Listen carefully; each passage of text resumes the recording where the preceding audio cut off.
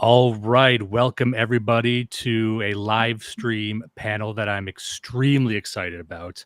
As you know, we have a great selection of guests here to speak on a topic that I think is very important and very relevant to our political sphere. Now, we have one guest who's not here currently. Ideally, he will be soon, and we'll let him in once he gets there by the name of Herb. But I didn't want to keep everyone waiting. So, because some people are very short for time, and we're not one of those rinky-dink 2-bit podcasts that gets started 15 minutes later. We're going to get started on time and ahead of schedule. So, for people who don't know, my name is Dimes. I'm the host of a show called Blood Satellite. I'm not going to give a big preamble about that because everyone who wants to hear from me, right? But I'm going to let everyone here introduce themselves. Most of these people require no introduction, but we're going to give one anyway for those who don't know. So, Steve, if you would like to introduce yourself. Hi, I'm Steve Saylor. I guess I represent baby boomers in this discussion. I'm out promoting my anthology, Noticing, which is available from Passage Publishing. I've been an opinion journalist for the entire century, I guess, going back to the 90s as well. So I'm happy to be here. Now, the Prudentialist, if you wouldn't mind. Yeah, absolutely. Hello, everyone. My name is Matthew. I'm best known as the Prudentialist on Twitter, YouTube, and Substack. I write about international relations, contemporary culture, as well as social media ecology and how that shapes our politics. Very happy to be here. Now, John, or actually, let's go with Alaric. Alaric, if you wouldn't mind. Hello, I write under Alaric the Barbarian, and I'm a a history writer, a publisher, and I guess a political commentator now. I've been called that. If you're not familiar, you can find me on Twitter mostly, also on Substack, and I run the Dissident Review, which is a publishing house. John, if you would, please. I am likewise excited to be here. My name is John Doyle. I've been doing political commentary across social media platforms for about 5 years now. And I've given speeches at universities. I've done some consulting. I work with some different right-wing media companies. And so, yes, I'm excited to be here representing Generation Z. As an elder Zoomer, I guess. I'm 24 now. You know, some of these 15, 16-year-olds, I don't know quite so much about what they get into, but should be a good discussion. Classic Gen Z cope trying to age himself up. And he's going to tell us he's an old soul next. Now, Herb, great to have you tonight. Thank you so much for taking the time. Nice to be here. Now, we're just introducing ourselves. We'll share whatever you would like about yourself and your background. I'm Herb. I'm a little north of the generation of the, but I have interest in politics. I belong to a number of groups here in Sarasota with whom I interact, and I'm delighted to be here to see how this thing all evolves. And thank you, everyone, for taking the time, as I had said. So without hemming and hawing too much, we'll just get into it. And I thought I could just set it up from my perspective, what this is all about. And I know everyone has a lot to say, especially John. We spoke at length about this prior, but from my perspective, and when I speak to boomers and I speak to Zoomers and millennials like myself, there seems to be, not only amongst ourselves, but in the discourse, in the news, there seems to be some contentious feelings and some hostility even between the younger generations and the older ones. And both seem to have valid points. The issue is the torch being passed from the elders to the youth. Now, what do we mean by the torch? Well, we mean capital, we mean influence, we mean wealth, we mean all sorts of things. And the examples were given by either side is the younger people will say, we're not being allowed to take the reins of society. We're not being allowed into the upper echelons and being promoted to CEOs. Boomers are holding on to their influence, whereas the boomers will say that, well, these young people, they don't have the values that we like. They're not driven. You'll hear avocado toast brought up a lot. So they just don't see apparent heirs. And what I found in my experience is that it was very rare that either of these sides ever got together to talk.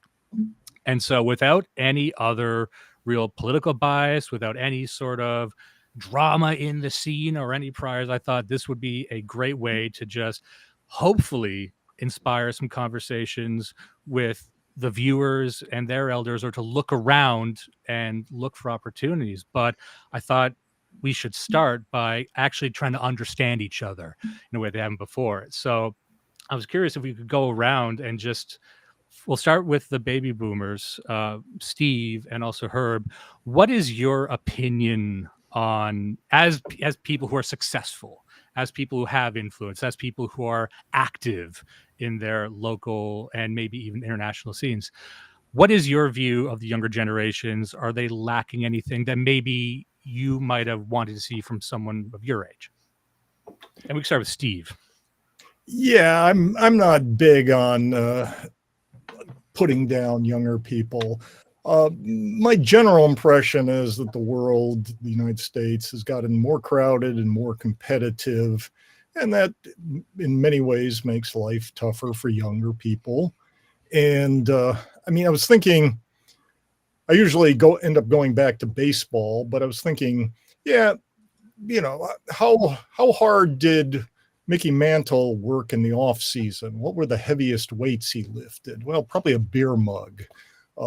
That's about it. You know, did Warren Spahn spend his off seasons throwing weighted balls in order to add 3 miles an hour to his fastball? Nah, he just got out there and threw the same stuff. The baseball was kind of less competitive.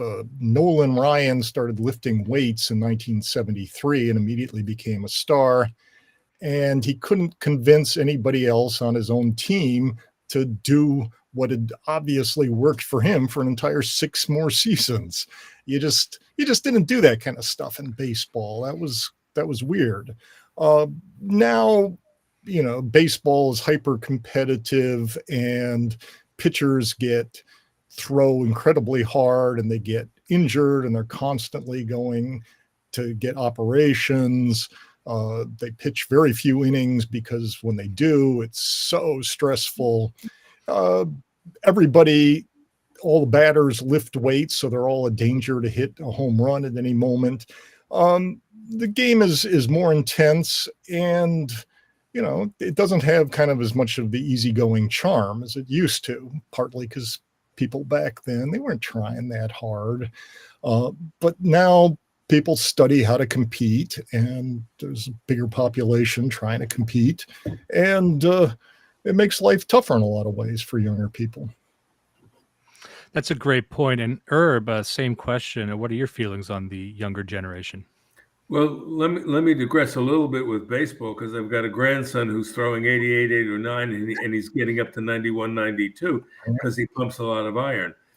But my issue is a lack of understanding of what made and makes America great and unique in the history of all humankind. And my complaint is that there is a lack of appreciation of the uniqueness of our situation and a veneration. We have a generation, and I don't know whether it's Z or below Z or whatever the particular number is. You have to forgive me. I'm not as au courant as I might be on this. We believe that this is a corrupt and discriminatory civilization. There has never been anything as enabling as this country in the history of humankind. And yet our young people are taught that this is a horrible place, that we have an original sin of slavery from which we've never moved. And yet the fact of the matter is that there is no place in the world that is more open and welcoming and enabling than this country, and its constitutional structure has ever been. Fantastic point. I'm very excited to hear what, let's start with Prudentialist. What do you think about all this from your perspective as a Gen Z?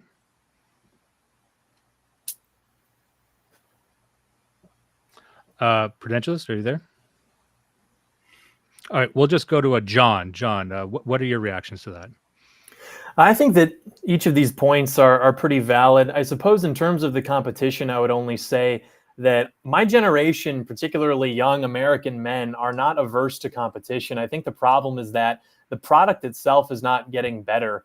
I mean, our education is not getting better. Our lawyers and doctors are becoming less competent. And so there seems to be a dynamic where it isn't a matter of how hard we're willing to push ourselves to reach our ceiling for excellence. The scale, as everyone here is aware of, has been tilted to be disadvantageous to young American men, and they're having their opportunities instead given to women, to people of color, to illegal aliens, to whomever. And so there seems to be a dynamic that's constructed. I mean, even we saw recently, what is it, that S&P 100 thing, like 94% of new jobs that were created within those companies in the post-George Floyd era were going to people of color, to women, to whomever. And so I think that it is true that we are more competitive as a society, but young men are being like sidelined. Like we can't even play necessarily. We're more the umpire, as some would say. And then in terms of the history, I think that that's also very true, that even at every stage of your development in this country, I'm sure that there was always a liberal bias in academia or even in the public education system, but the stock of teachers you have now seem to be far less intelligent, far less capable, and school as a whole seems to have transitioned. Even if you look at like, state exams, for example, and there was one that was going around quite a while ago, and it was like an 8th grade exam from the 1910s or something. And I mean, the questions there were very advanced. Fast forward 100 years later, it would seem like child's play compared to what they were learning then. But then I also think that there's something to be said about the type of person who is now teaching our children in these schools. And there may be an attitude of, being ashamed of the country's history because of what they're taught. But I think the demoralization that our generation has as a whole is what leads them to sympathize with those victim narratives. Like, for example, look at the kind of guy who is hitting I think you said your grandson is, or pitching like your grandson is pitching. That's probably like a well-built, handsome young man who's probably not going to be very sympathetic to narratives about his country's history being like horrible or things of that nature. It is when you have these very like almost biologically or spiritually ill stocks of people who are foreign to the nation's history in the first place. I think that those people are the ones who are the most sympathetic to narratives of evil and oppression. I think that if we could get on track the health of the youth, that you would see a lot of that propaganda conditioning sort of melt away naturally because they just wouldn't be susceptible to it. Amen. I mean, I couldn't agree more with that. My issue is with the fact that our young people in elementary school, never mind high school and college, are being indoctrinated with stuff that I find completely abhorrent. Mm-hmm. Absolutely. Now, Alaric, I'd love to hear what your thoughts are on this. Well, the historical narratives are one thing that I tend to look at a lot. That's one of the main topics I write and think about. And education is obviously very subpar and laced with propaganda right now. But at the same time, you see a falling back of liking American ideals, even with people that are opposed to the propaganda, because they feel like those ideals either never existed or don't exist now. When I speak about Gen Z, people my age, I'm thinking white men my age, not, we can talk about different categories, but I don't have as good of a mental model there. I can just speak from experience and people I know. Everyone feels that everyone else has deranged historical views, and usually they also hold deranged historical views themselves because you're in this matrix of propaganda, counter-propaganda, new narratives, argumentation, and rhetoric. Everyone's been politically active, whether they like it or not, since about age 12. I'm actually a little bit younger than John here, and everyone has been pulled into a political realm and known and understood that they've been pulled into political rhetoric from a very young age, usually around elementary or middle school. So as a result, things are very cynical and argumentative when it comes to self-conception and historical views. That's one thing, and I believe the fix to that is just offering something constructive, like a full vision, rather than just rhetoric and argumentation. But that's a much longer point. I will go back to the competitiveness point with baseball. I thought that was really interesting because this is a generational divide that I think is the source of a lot of misunderstanding. Competitiveness for young people is the same thing as, nowadays at least, specialization. You end up specializing far earlier than people did. I'll say even 30 years ago, 40, 50, 60 years ago, people specialize. You can see this in sports. You'll have kids playing like little league football, and they're already specializing into positions at 7 or 8 years old. They're like, oh, I'm a corner. What? You're 8. And the same thing happens with career paths. You're expected to drive onto a career path very early, and that specificity is a source of great stress for Gen Z. Whether it's necessary or not is a different question, but that's a source of generational stress that people, feel like you have to lay things out very far in advance just to be competitive. I just to add to that briefly, my grandfather, before he passed, his whole life he worked as a lawyer, and I know that part of becoming a lawyer, at least here where I live in Canada, was taking an LSAT test, and that just didn't exist when he was taking a lawyer, and that LSAT test had filtered out a few of my friends who had dreams of being a lawyer. So that's just one example of, I think, the increased credentialism in certification that's out there just to even get to the level where you can participate. Would that be fair to say? Oh yeah. I think those points are are legitimate. I think the specialization among young, and I'm going to talk about boys because boys are more, not exclusively, but more involved in sports. The specialization at early ages is a terrible, terrible thing, but unavoidable in today's environment. I've got 3 grandsons. One's a baseball player, another was a soccer player. Third one hasn't quite declared yet. But the baseball player and the soccer player have been going on their track for much too long, and they've never experienced. You remember, I mean, Steve is old enough. 3 sport athletes doesn't exist anymore. You can't do that. You can't do that, and so that's terribly unfair, I think, to young people today. Well, that's interesting. 3 sport athletes. If you wouldn't mind just explaining that for a second, what that Look, I used to be able to play baseball, football, and basketball. You can't do that anymore. Yep. Because you have to specialize in one sport earlier in order to be competitive. And if you have real credentials, you got to develop it. I have 2 granddaughters, one of whom's a swimmer, but she's in college and not swimming. The other one's a gymnast, which I will tell you is the most demanding of all sports. And God help her. I mean, she goes through what none of us could go through, but she does 4 or 5 hours a day in gymnastics. I mean, think about it. She's a 14, 15-year-old girl. And that's her whole life. It's not right, but it is the world that we live in today. There's a few people in the chat who are getting confused by all the sports metaphors, and there's people my age most likely. Don't worry, as a millennial, I will be making plenty of A24 films references. So, Prudentialist, sorry, you were a bit quiet, but when I asked you before, but I would love to hear your take on this so far. Yeah, I do think that there was a lot that was said that many others on the panel had sort of, I think, would agree with is that there has been sort of this great divorce from any common ancestry when it comes to history. There's no unified story of what America is anymore, which I think for younger people, especially, that leads you to be, as what John had said, forced into political camps very early on based upon, who you interact with, where you live, what are the politics of your city, suburb, or small town, and the rest. And it's very hard, I think, for younger Americans, particularly white men, because that's really who I talk to or I associate with these days.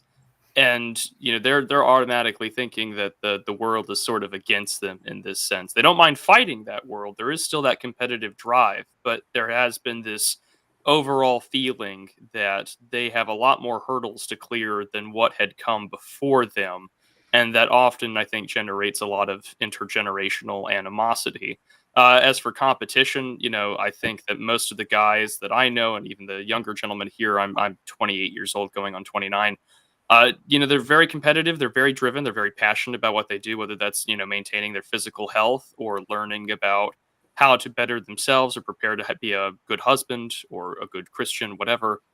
It also illustrates, I think, a great struggle when it comes to, how do I hold on to a positive identity when I'm surrounded by politics or an economic situation that feels like it doesn't want to identify with the historical American nation that many who are older than us grew up in or identified with, or perhaps in the eyes of some of the more resentful younger men, taken for granted. And so I think that that's maybe the biggest divide here is that the nation, the way of life that once had, by our older cohorts here, doesn't feel like it's around anymore or has been abjectly taken from them. Now, the next area of questioning, I thought we could just get right to the meat of it, of course. So, having expressed all this, what does either side, as it were, think that the other could be doing to resolve this issue? Because everyone has their, prejudices. Everyone thinks that they're owed something. Whereas maybe I'm a romantic. Hell, maybe I'm a lib. But I tend to think of us as links in a chain, whereas boomers and the younger generations in the media and in the discourse, they talk of each other like they're different species, or sometimes that they're opposing teams. And that's really what I was trying to address and break down here. But I wanted to start by saying, let's blue sky it. And we'll start with Mr. Saylor. In your mind, having heard everything, is there anything that the younger generations could be doing to help resolve the issue on their end? Well,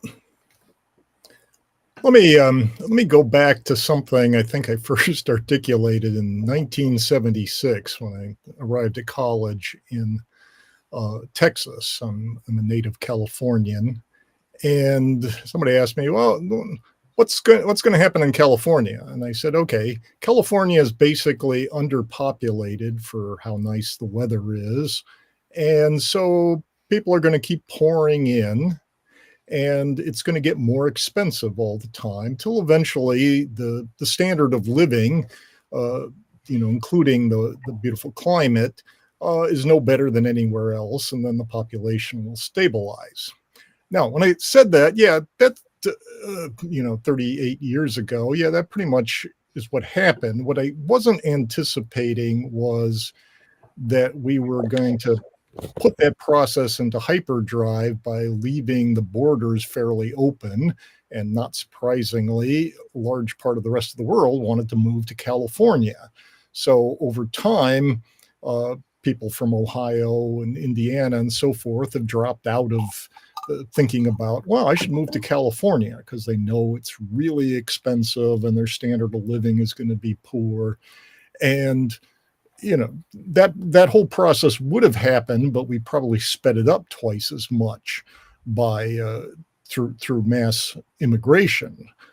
So that's one obvious thing, is to cut back on immigration and let Americans enjoy a little bit more of the benefits of having this big continent to ourselves, and that we don't have to live, like East Asian tiger mothers and just intensively drill our kids all the time and so forth. So, that's not answering the question of what should the younger generations do, but it's kind of like, if we all get together, we can make life not quite as stressful by just allowing an immense amount of immigration. Now, Herb, the same question, and I know that you're very active in your political space. You probably deal with young people in a pretty political context. And I'm wondering, based on what you've seen on the ground, what do you think young people could be doing to make it better?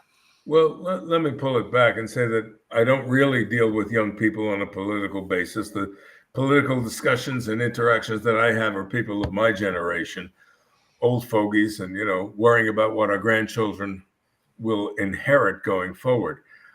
I don't know that there's anything that, the real world has a way of smoothing off the rough edges and introducing you to reality. And the problem with an ivory tower is the whole concept of an ivory tower. You're isolated from the real world. So I don't know. I mean, every generation has always had conflict with the preceding generation or generations. And I'm not sure that there's anything endemic here other than the fact that a lot of the young people have simply been brainwashed with ideas that I find totally repulsive. I mean, the fact that half of our college graduates think that socialism is as good as capitalism. is to me shocking. And the disrespect for the Constitution, a lack of understanding of how unique our experience is. But I don't know that they won't get there on their own as they get, families and mortgages and deal with the real world. I mean, the real world has a way of imposing itself on a lot of crap. Now, I'm sure there's probably some thoughts on that. Let's maybe mix it up here. Alaric, we'll go Alaric, then Prudentialist, then John. So, Alaric, what are your thoughts on, from your perspective, could baby boomers be doing anything different? And if you have any general thoughts on what's been said so far. Well, first of all, Herb mentions a sort of disconnection from the Constitution, from American ideals. This is largely because people, again, younger white men, we'll say late teens to early 20s, have understood that has not applied to them since they've been very young. We've been looking at, disparate impact type policies, DEI and its unnamed ancestors and things like that.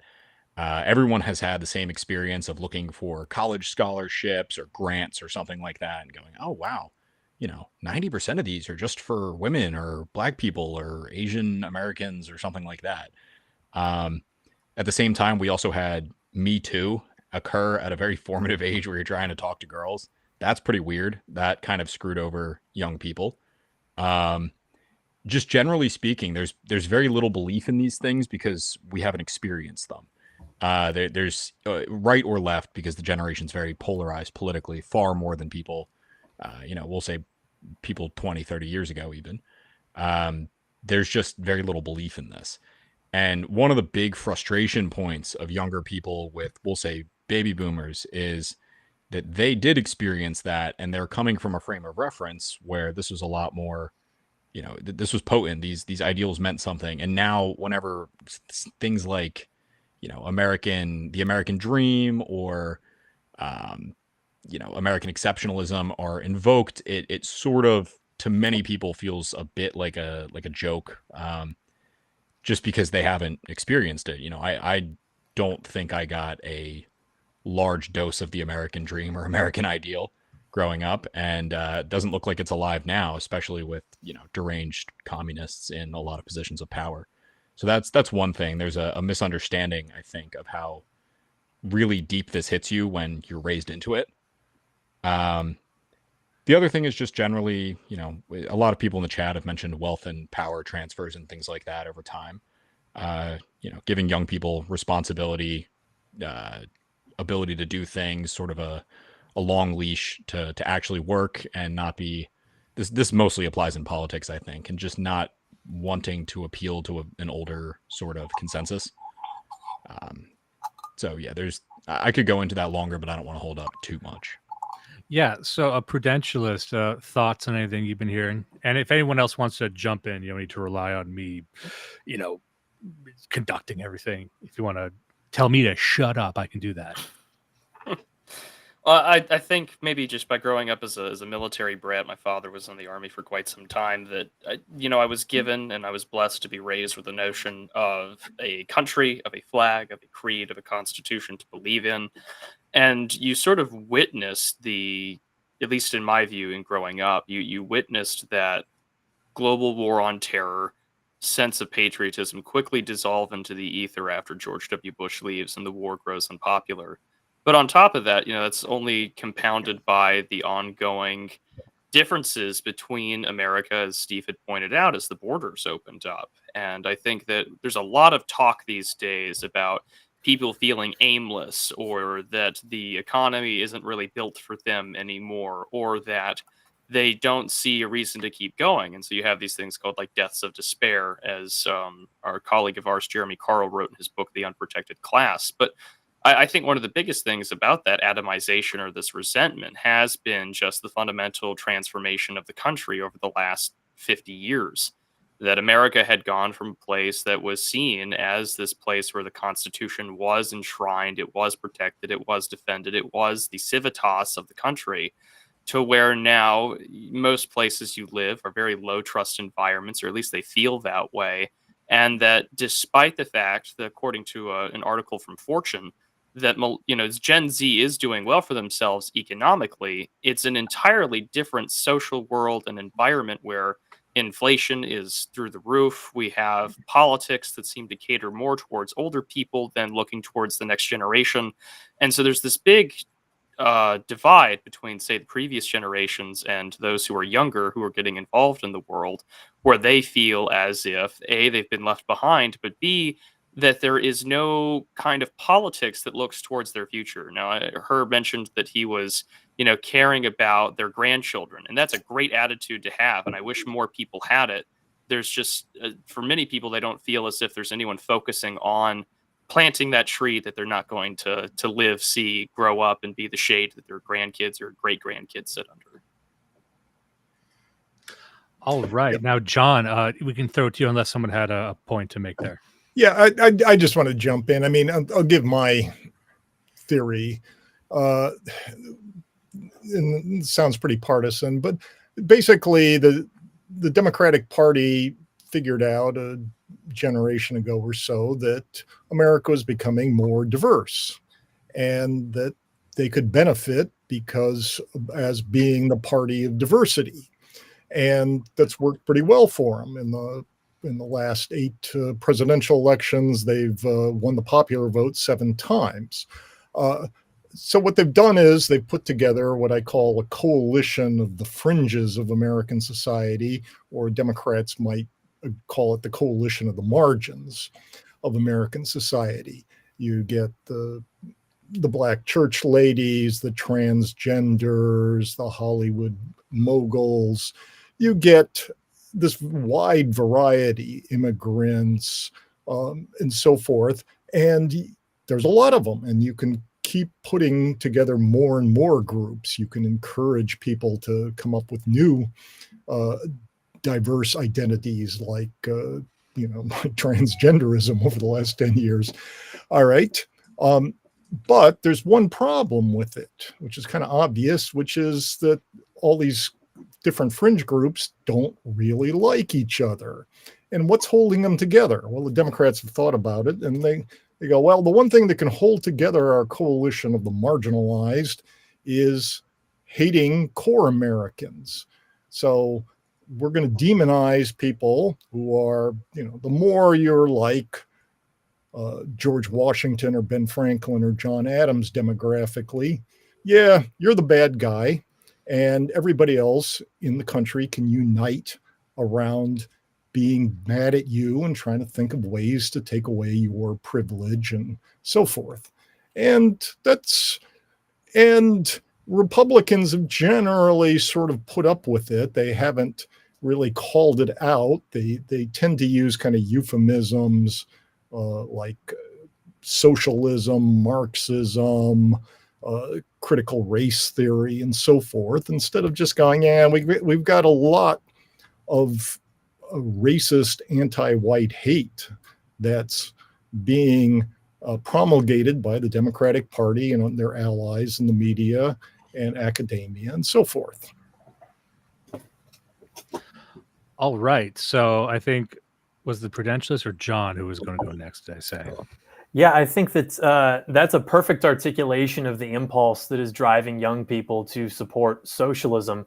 I think a lot of times when we analyze Generation Z, we do so assuming that it's demographically the same as prior generations. But Gen Z, I think, is majority non-white or something close to that. I think since 2013, all births in this country have been by majority non-white. And so what is driving that impulse for young people to be sympathetic towards socialism, I think, is because socialism is, as he mentioned, defined in practice by redistributing opportunities and wealth away from white men to women.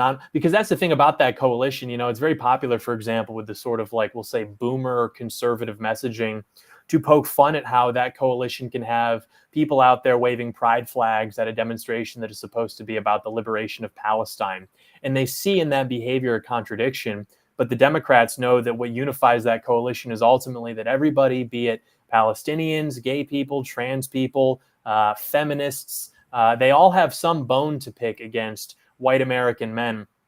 And so that's been very successful for them as a strategy in terms of unifying their coalition. And so what I don't like about that is that I have to be told by a lot of these organizations that socialism is the biggest problem, which, I run a show that is anti-communist. And so I do understand that. But it's like when we're asked, okay, what is the solution to that problem? We're told to go read some century-old economic treatise. And so they almost want to take the messaging that is opposed to socialism, opposed to communism, and use that to fundraise. But then is that money used to actually solve the problem? Is that money then actually used to provide job opportunities to young American men? No, we get things like the Young Women's Leadership Summit, the Young Jewish Leadership Summit, the Young Black Leadership Summit, things like that. So you have all this infrastructure that is collecting money off of what everyone understands what is happening in this country, but then they're not using that money to dispense it to the victims of that. They're using that to instead just do whatever else with it, basically, get black car service,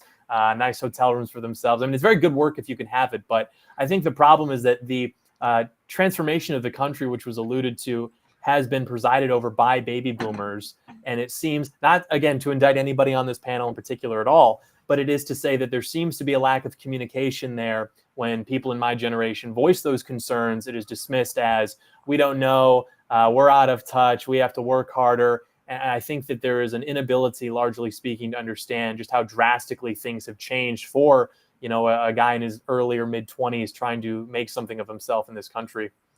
Now, I've got a question, and we'll start with Steve and Herb on this.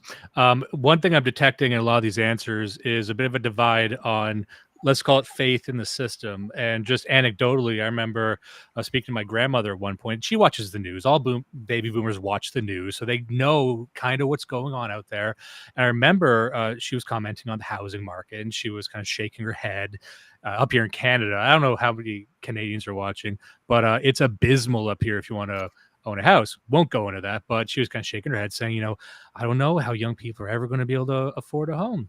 But I detected when both sides are kind of saying the same thing. With young people, they blame the system. The system is broken and maybe it can't even be fixed. But I did detect with my grandmother and people of her generation, there's still some faith in the system. And even for someone like Steve Saylor, who is so ingrained in this sector of the further right, I was wondering, do you still maintain a belief in the system? Has that changed perhaps over the past 10 years versus when you were younger? And what are your feelings towards, by the system, I mean the government and the interplay between that and the culture and academia and everything? Yeah, I mean, clearly starting about 2013, after Obama's reelection, we had the Great Awakening, a real intensification of kind of the looting of traditional America. I suspect, I predicted in 2008 that Obama's first term in office would be pretty moderate and cautious because he wanted to get reelected and didn't want to, scare what was still a white majority. And then kind of the gloves came off with the second term, whether that was particularly Obama's plan or he just sort of let his people kind of run amok. But yeah, you just had an enormous increase in the racist, sexist attacks in the media on men and white men, and basically white men were too much of too gentlemanly to like call it out for what it was, racism. So you're seeing over the last year or so, the people speaking out more and not being scared to admit that that the dominant conventional wisdom of the establishment is sexist and racist against white men. Now Herb, the same question. Just the same question. Well, basically, social movements are pendulums. They swing from one extreme to the other. And the question that we have to face at this time is whether we've reached an extreme and started to swing back again. And whether, in fact, the unique American psyche, and remember, all of us, whether it's 2 generations or 3 generations or 4 generations, are the progeny of people who left something to find something better. And there is a unique American attitude. And I would go so far as to say that probably 90% of the people coming over the southern border, though I think it should be stopped, and they're no different from any of our grandparents or great parents. They just want a better life, and they're willing to take a chance. So do we have enough strength to reject the bureaucracy and the government intrusion, which has basically, really, you can start it with the New Deal, and it reached its peak probably under Lyndon Johnson and the Great Society, which destroyed the black family and had a host of other sociological implications that were very detrimental to the country. Are we going to come back again? I don't know the answer to that. Sometimes I talk to young people and I say, gee, they're really going to find the answer to this. And sometimes I talk to them and say, gee, they don't have a clue what's going on. So I don't know the answer. But my hope is that, as with all societal movements, they reach an extreme and then they come back. And whether we're starting to see that, we are seeing the rejection of DEI and CRT in schools and in corporations more significantly. This next election, it seems to me, is extraordinary in what it means for the country. And what's just happened, I don't know whether we're supposed to go to political things at this point or not, but I will, because I don't mind throwing a bomb here and there to have people respond. This tragedy of lawfare is so detrimental to the country, broadly speaking, never mind Trump or anybody else. The fact that we are now behaving like a banana republic is totally terrifying to me. He's the one who's going to eliminate norms, and yet here we have something that we've never seen before. Hopefully the pendulum swings back and we're going to start to move back toward the center. We've gone to the extreme. Maybe we come back. I had another question there. Someone made a good point about Zoomers. It's kind of hard for me as a millennial to get a read on Zoomers, and maybe the Zoomers can clarify, because for years I was hearing that they're going to be the most based, they're going to be the most conservative, far right, everything, and then every couple of years it would switch the other way. That they're actually the most neurodiverse and gender diverse. So I can never get a read. Could I interrupt just to ask a favor? When you bring up these generational titles, can you mention how old these people are? Because I can never remember. Good point. So that would probably be a good place to start, actually. So what? Because I know Zoomers. Yeah, how old are Zoomers? Right? What's the age range for there? Because there's also Gen Alpha that's kind of getting older now too. There is.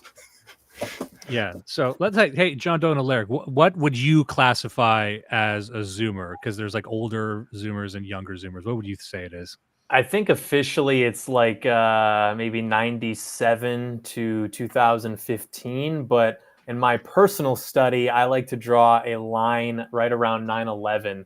And I think that the sort of second wave Zoomers, so to speak, experienced a much different upbringing because of the integration of technology into their day-to-day, as opposed to maybe myself and Alaric, who had it more ornamented in our day-to-day, but it was not something that we were dependent on. But I believe officially, if you looked it up, it'd be like 1997 to 2012, 2015, somewhere around there.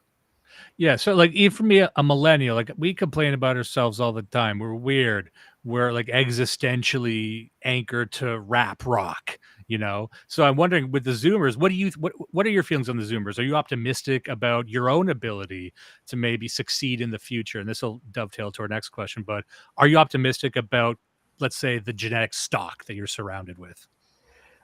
In a certain sense, so I think it is true that the people who are our guys are definitely better politically than in previous generations, probably just because they had to grow up a little bit faster in that regard.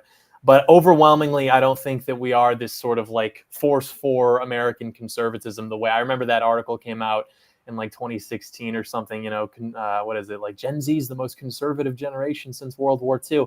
I don't think that that's accurate, but I think it is true that in terms of people who are in our generation who do believe in conservatism, I think that they are much better on the issues, so to speak, than would have been the case maybe 10, 15, 20 years ago. So I'm optimistic on the basis of that. I'm also optimistic because I think there is something to be said about historically, when you've got people who should be able to sort of naturally ascend into the upper class, who are no longer able to do so because of credentialism, because of this sort of nepotism against them, for whatever reason. I think that those people start to sort of network with each other and know each other, and can assemble a sort of counter elite, so to speak, which would be ready to take up reins in the event of some mass immiseration scenario, which I think is probably likely within the next 20 years or so. Which is, you saw this, for example, recently with like the frat boys all across the college campuses, and you had an impulse on the far right to demonize these guys and counter signal them and claim that everybody who was out there was doing it because they're all Zionist shills, whether or not they're aware of that. And it was sort of like this ridiculous scenario, because those are the guys, healthy, young, handsome, educated, white men. These are the guys who are going to be working for us in based world. These are the guys who we need on our side. And everybody does have that sort of entry level where they realize really what's going on in the world, some of us sooner than others. But for those young men, that was probably a very awakening moment, where maybe they grew up in neighborhoods which weren't exactly enriched. They go to college, and all of a sudden they're being told all of these horrible things in their classrooms. They literally cannot walk to their classrooms because they are being blocked by these like just disgusting orc-like humans who are telling them that they're going to destroy the entire country, basically just to spite them. And so I would say I'm optimistic, just because at the end of the day, there are tens of millions of us. We're not going anywhere. And typically what tends to happen is when our stock decides it's time for something to happen, that's usually when it does tend to happen. And so I don't think that we should be pessimistic. I don't think that we should be black-pilled. I think that everything it's going to be very bad for quite some time, but ultimately I think that we'll prevail. Now, Alaric and then the Prudentialists, I'd be curious here what you think, like looking around, and I believe Alaric, you'd be the youngest one on the panel. What do you see where you're standing with your cohorts? Well, you said that the perception swings between the most neurodiverse and, gay and whatnot, and the most conservative or like Nazi-like generation. They're both true. They're simultaneously true. Again, you look at young white men, you're largely going to see right-leaning views. You look at young women overall, you're going to see left-leaning views. In general, though, it's very polarized. There are, no one's like apolitical or doesn't care. People will sort of put up a front of that, but realistically, there's two teams and they're increasingly diverging, and they have very strong visual effects on people. If you're a younger guy and you have normal ideas about the world, at this point, you're probably lifting and, social, and you just look like a normal person. At the same time, there's a sort of dissent for the people who, pick up left-wing ideals, and they're the stereotype. They have, awful hair dye and imagined mental disorders and things like that. So both are true at the same time. But generally speaking, the younger frustration with, we'll say, older leadership comes from the fact that older leadership generally doesn't want to recognize the reality of the situation in a political sense. Like young, white guys my age, you see things like feminist or female power coming from the right. You see like these, young women's leadership conferences like John brought up. And it all feels like part of the same thing, just an earlier ratchet in the movement. So the disassociation with the, we'll say, like mainstream right or things like that is there because it feels like all one thing. It's just, everything's, usually you'll hear like, everything's kind of gay, everything's kind of stupid. And besides that, everyone my age, at least, I would think, sort of realized that 75% of what they're doing at any given moment is just fake in 2020. The entire world was picked apart with COVID, and the lifestyle changes were drastic and nonsensical and really absurd. It sort of felt like a Kafka story for 2 years. And that's had a big effect as well. It's like, okay, these things don't matter. Things like, we'll say, bureaucratic norms are just foreign because why do you care? That's the general attitude. I'm not saying that's a good view to necessarily have, but that is the attitude because so many of these things clearly didn't matter for 2 years and the entire country didn't burn down. And Prudentialist, I haven't spoken to you in a little bit. Just same question. What are your feelings on Gen Z where you're sitting? Well, it's always difficult, I think, to sometimes ask for one generation and then we're kind of ignoring, say, Gen X or the millennials. I mean, I think that Gen Z is coming out from the overshadow of, say, millennial culture. I think that people will say millennials get blamed. There's some articles from the mainstream press over the last 15 years that say the millennial generation is killing X product or X service. And at the same time, that also will include the younger Zoomers that are now coming of age and participating in education and the economy. But I mean, this is generations that have grown up in the midst of the Obama administration as either their childhood or their formative years. So witnessing, Barack Obama did promise that he would fundamentally transform the country, and I think he has. And he's probably one of the most consequential presidents in modern American history that I don't think gets enough attention now that he's out of office. But I think that for Gen Z, I think what Alaric said is absolutely true. They are simultaneously, depending upon their, racial background, their where they were raised or what they grew up with, they are either militantly conservative or they are militantly a progressive liberal activist. As for participating in the future, I think that one of the things that has to be considered is that there is no real public square anymore. There isn't the civic ideal of Mr. Smith goes to Washington, because Mr. Smith can nowadays just tweet at his local representative or even the airline customer service line on Twitter and get an answer way more effectively and quickly than, say, the bureaucratic process, which doesn't get respected. And as someone who works in government, I find it rather strange that there's so much political illiteracy for as much political anger and vitriol there is either towards previous generations or just in general, because a lot of our problems, while they do come and stem from Washington, they also can be fixed at a rather local level. And most people do not take the time to yell at their county commissioner or to meet their city councilman over issues that can be fixed at a relatively local area or level where they are. At least when it comes to, say, the suburbs or smaller towns. For big cities, I know that can be a huge hurdle and a mess, but we don't take advantage of the real world connections as much as we do online, because I think for many people, Gen Z especially, that's the only place that you can really exist with your ideas or to vent your frustrations. Because if you try and engage in real life, as John had said, if you're on a college campus, good luck expressing anything that's to the right of Chairman Mao, because you just will be shouted down, bureaucratically harassed, or be labeled as an extremist by the Student Grievance Center, and your risk of getting kicked out of college is very real. Those are fantastic points. And you mentioned something there I just wanted to just underscore, which is that there was some news I'd read one time, same thing that happens to all of us. You see a screenshot come across your desk and you immediately believe it. And then sometimes you actually look it up to see if it's real. The screenshot that I read was that, baby boomers represent the majority of new homeowners in America. And I actually looked it up and it's not true.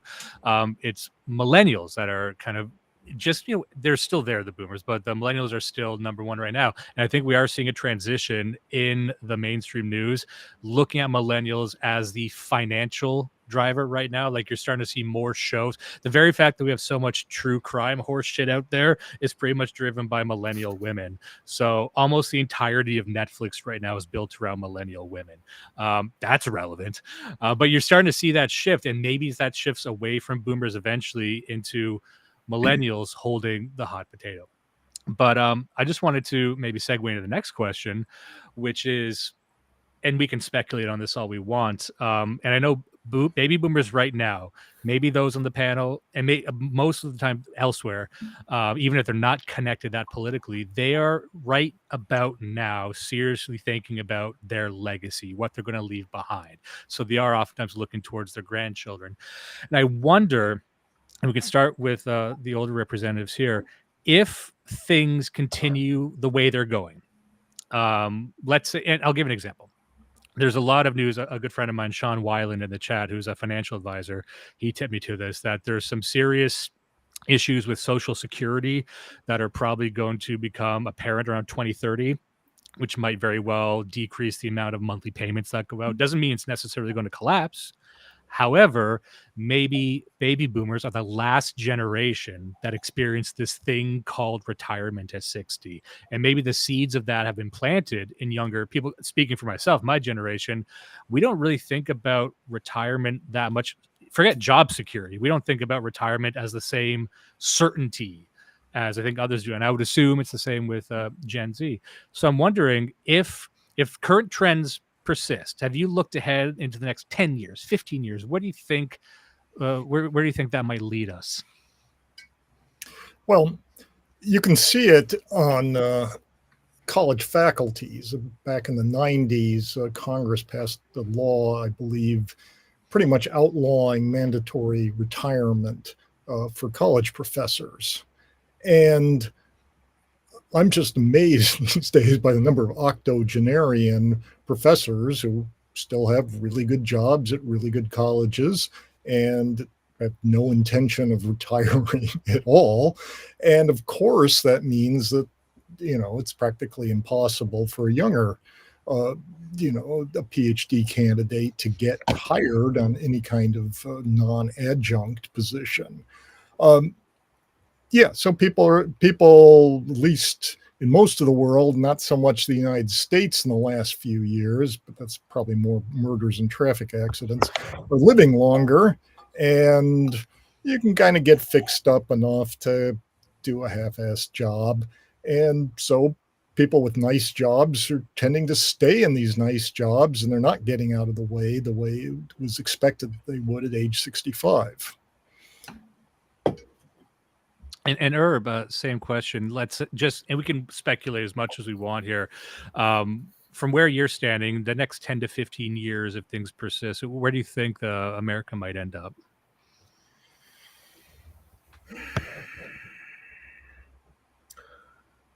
I really don't have any comfortable idea. My own perspective is that we are beset by too much government intervention. We have a deficit that continues to grow. But my concern has always been the government intervening in our lives, and we've just accepted it. We have a permanent bureaucracy in Washington that basically runs things. And so what? Every 4 years you change it and nobody cares because they're there and they're not going anywhere. And they are unelected bureaucrats. And if you understand anything about bureaucracy exists to perpetuate itself. On the other hand, this is a great country with a great deal of freedom. And who would have ever thought? I mean, none of us can live without the phone. It's 20 years old. I mean, think of what has happened. I don't know where AI is going to take us. I don't know where all the technology is going to take us. And I don't know how deeply ingrained the American ethos is in terms of being independent and wanting to do things for themselves. It's a unique characteristic that defines all of America.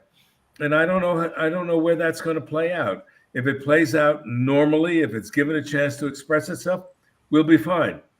Because there is nothing in my mind stronger than the ability of free men to figure out what's going on in the world.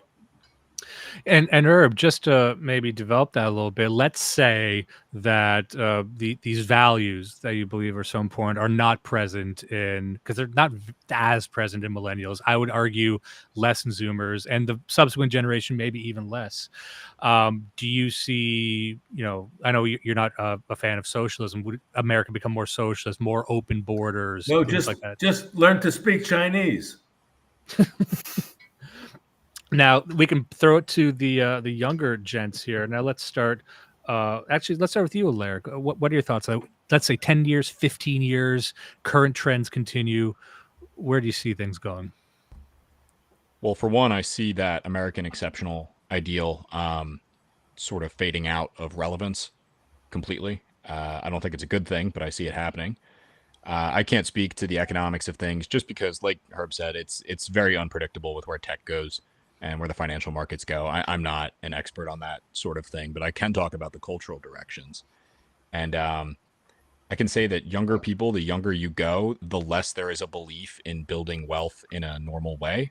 The less you see a belief in, getting a good job and then a retirement plan and things like that, retirement at 60. Most people feel at least that some kind of gradual collapse or descent is imminent and that we are in the looting the treasury stage. Most people can't articulate it that way. Most young people, by that I mean, but that's sort of their revealed preference, I guess, ideologically. They feel like it's time to secure your foothold, and that's not done via traditional means. That's one very common idea.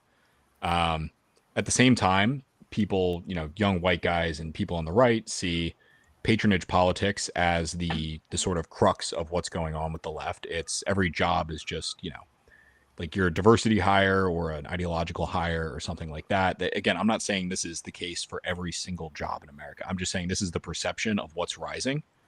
And generally speaking, it goes for everybody but us.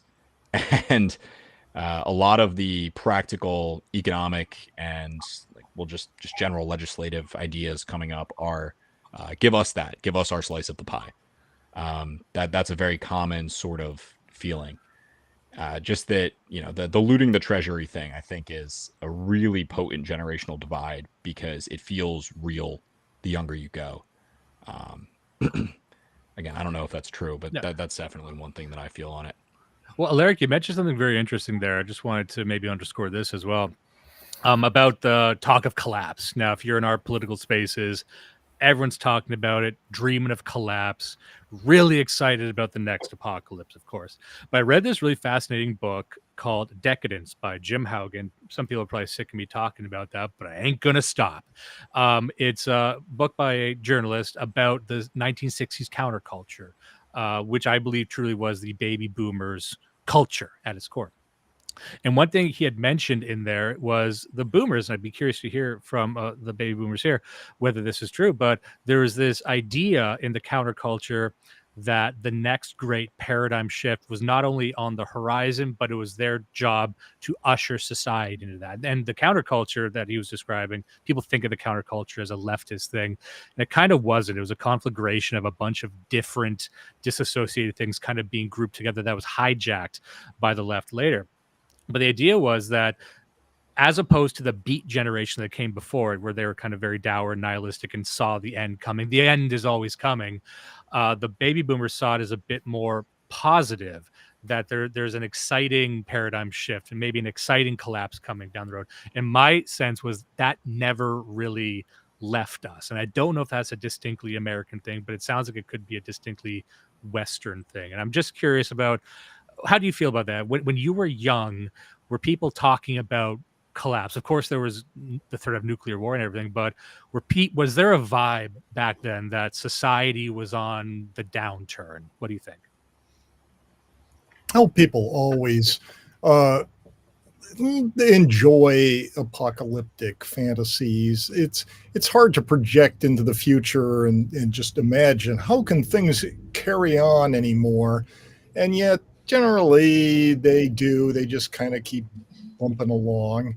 I think part of the baby boom experience was, especially if you were an early baby boomer, like from the 40s or born during World War II, the world was kind of your oyster because there had been so few people born between 1930, the Depression, and World War II, that society and the economy really needed a whole bunch of young people to get good jobs and step up and fill in this missing population. And so what we've seen is we've got 4 presidents born in the 1940s, 3 of them born in 1946, the first year of the baby boom. We don't have any born in the 1950s because that part of the baby boom, there was a whole lot of people around, and the opportunities weren't as outstanding as they were in the 40s. So yeah, there was kind of the late 60s as somewhat apocalyptic, but it was kind of a blast. Life was cheap. Young people could drop out for a while, then get good jobs. There were fewer worries, but check out Tom Wolfe articles from the late 1960s is probably a really good source on kind of the economic optimism of the time. All right. Yeah. Now, Herb, same question. Do you remember these sorts of collapse narratives or vibes back when you were younger? No, not really. You're talking about the post-war expansion and all of the growth that occurred. Yeah, we had a couple of terrible recessions. We had a stock market that was cut in half. We had the 1968 Democratic Convention in Chicago. We had the hippies, but basically it was a big growth period of time. I mean, it was, I think for the reasons mentioned, the population numbers, and also the fact that it was a post-war growth and there was just tremendous energy. I think it was a time of great optimism. And I would also add the civil rights movement. I think there were some great things going on in terms of improving the society and in reaching our potential. Make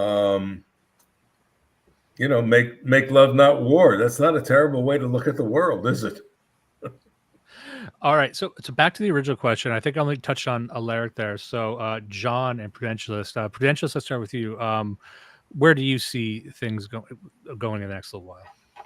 Well, as I've said elsewhere, I think that it is entirely dependent on one's political eschatology. I think that everyone will look at the news and react to things differently. And so I think everyone's in their various camps. Some people act like Millerites, where they say that this is the exact date, the exact time where everything is going to go down in heck in a handbasket. And there are others that will always say, well, nothing really ever happens. No man knoweth the hour type deal. And I think that really does come as people can measure a sort of decline in quality of material conditions, and also the increase in DEI towards some of the most important high-skilled jobs that you need.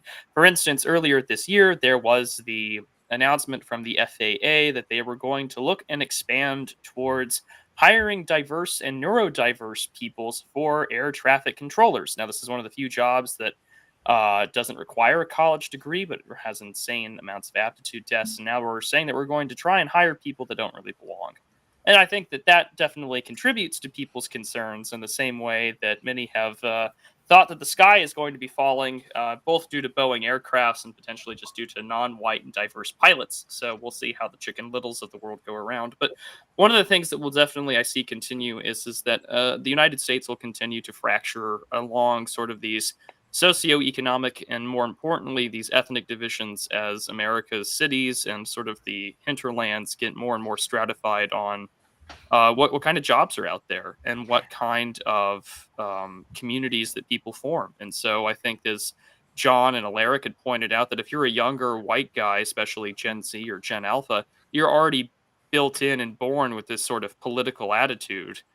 Because the narrative and the coalition, as Steve has outlined here, and I think it is VDEAR conference speech, not this year but last year, that really you are sort of persona non grata in the public discourse. So as long as that continues, then that will be the case. And as we've seen in other countries that had ruling majorities or ruling classes of a particular ethnicity, and as they fade away, it doesn't really matter how long the Democrats or, say, the ANC have been in charge.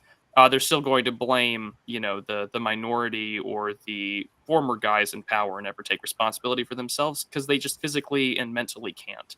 So I think I think we'll hear the term legacy majority more and more as whites fade out from being a majority, like they have in California and Texas. But they'll still make a good punching bag. Yeah, absolutely.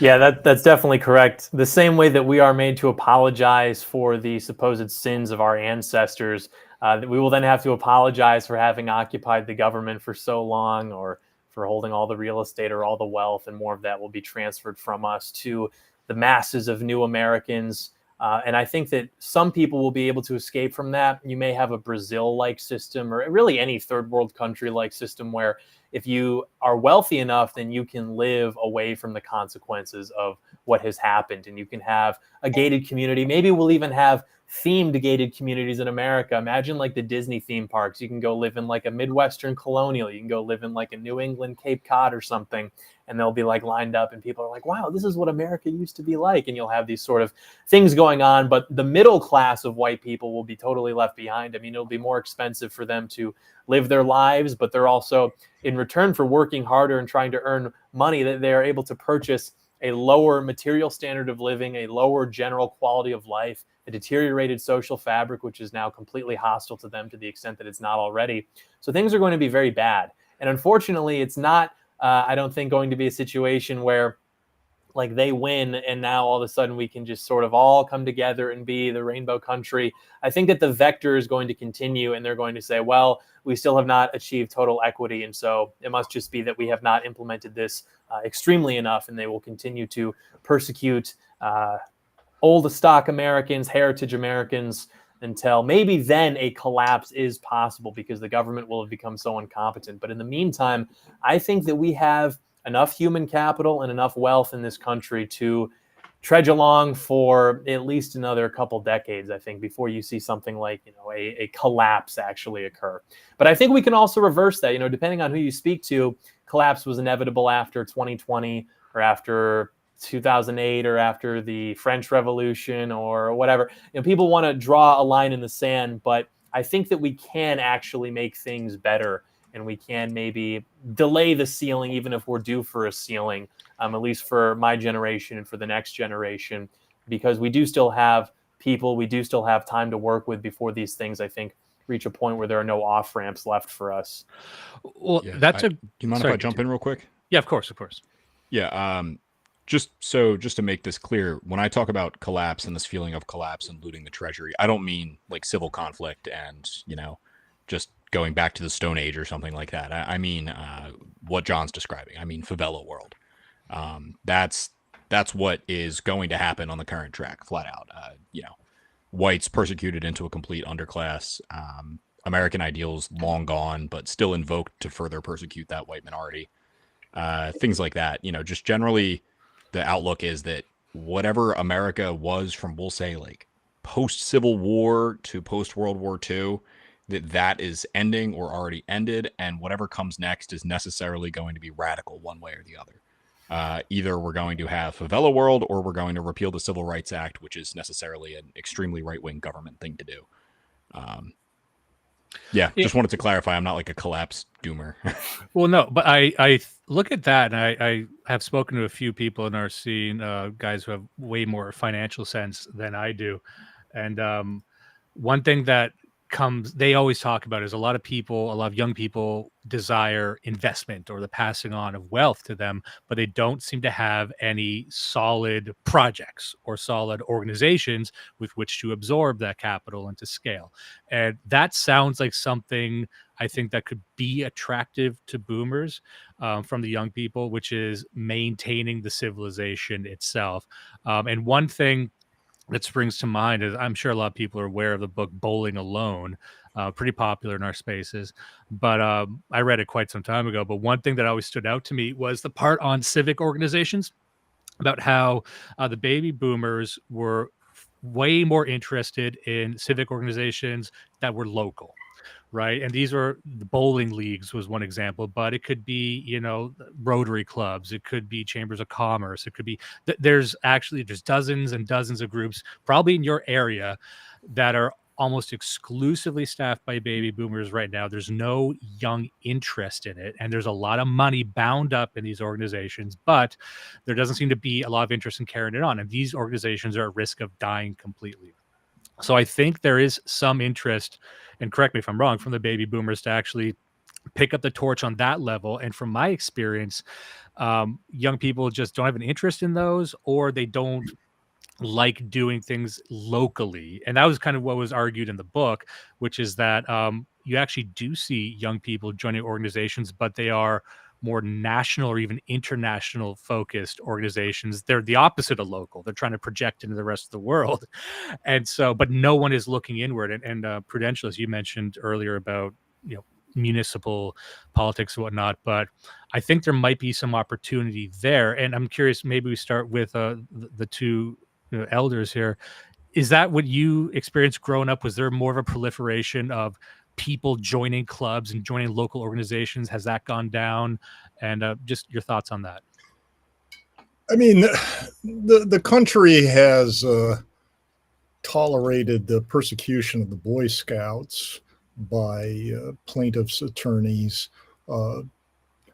We've seen, even though what all these lawsuits were about was quite different from the Catholic Church sexual abuse cases, where the bishops were moving around the bad actor priests. The Boy Scouts nationally were trying to find perverts and put them on a list and never let them join volunteer ever again. But both organizations have been pretty much ruined financially by that, and these the loss of large organizations like that can provide a socialization for large numbers of people. It's hard to that's hard to fill that gap. Now, Herb, I'm curious to hear from you. Is that appraisal of the situation true? And have you seen anything on your end about people maybe in your political spaces who are complaining that they don't have any interest from younger people, or they have difficulty maybe even interfacing with them rather? I think that different age groups have different priorities. I mean, I don't want to speak for the younger folks because I don't really understand, their situation, but the whole social dynamic has changed dramatically. Organizations were formed to meet certain needs, and what's happened probably since the New Deal is that lots of the social organizations, whether it was churches or men's clubs or these kinds of things that had a great sense of community responsibility, have been usurped by the government.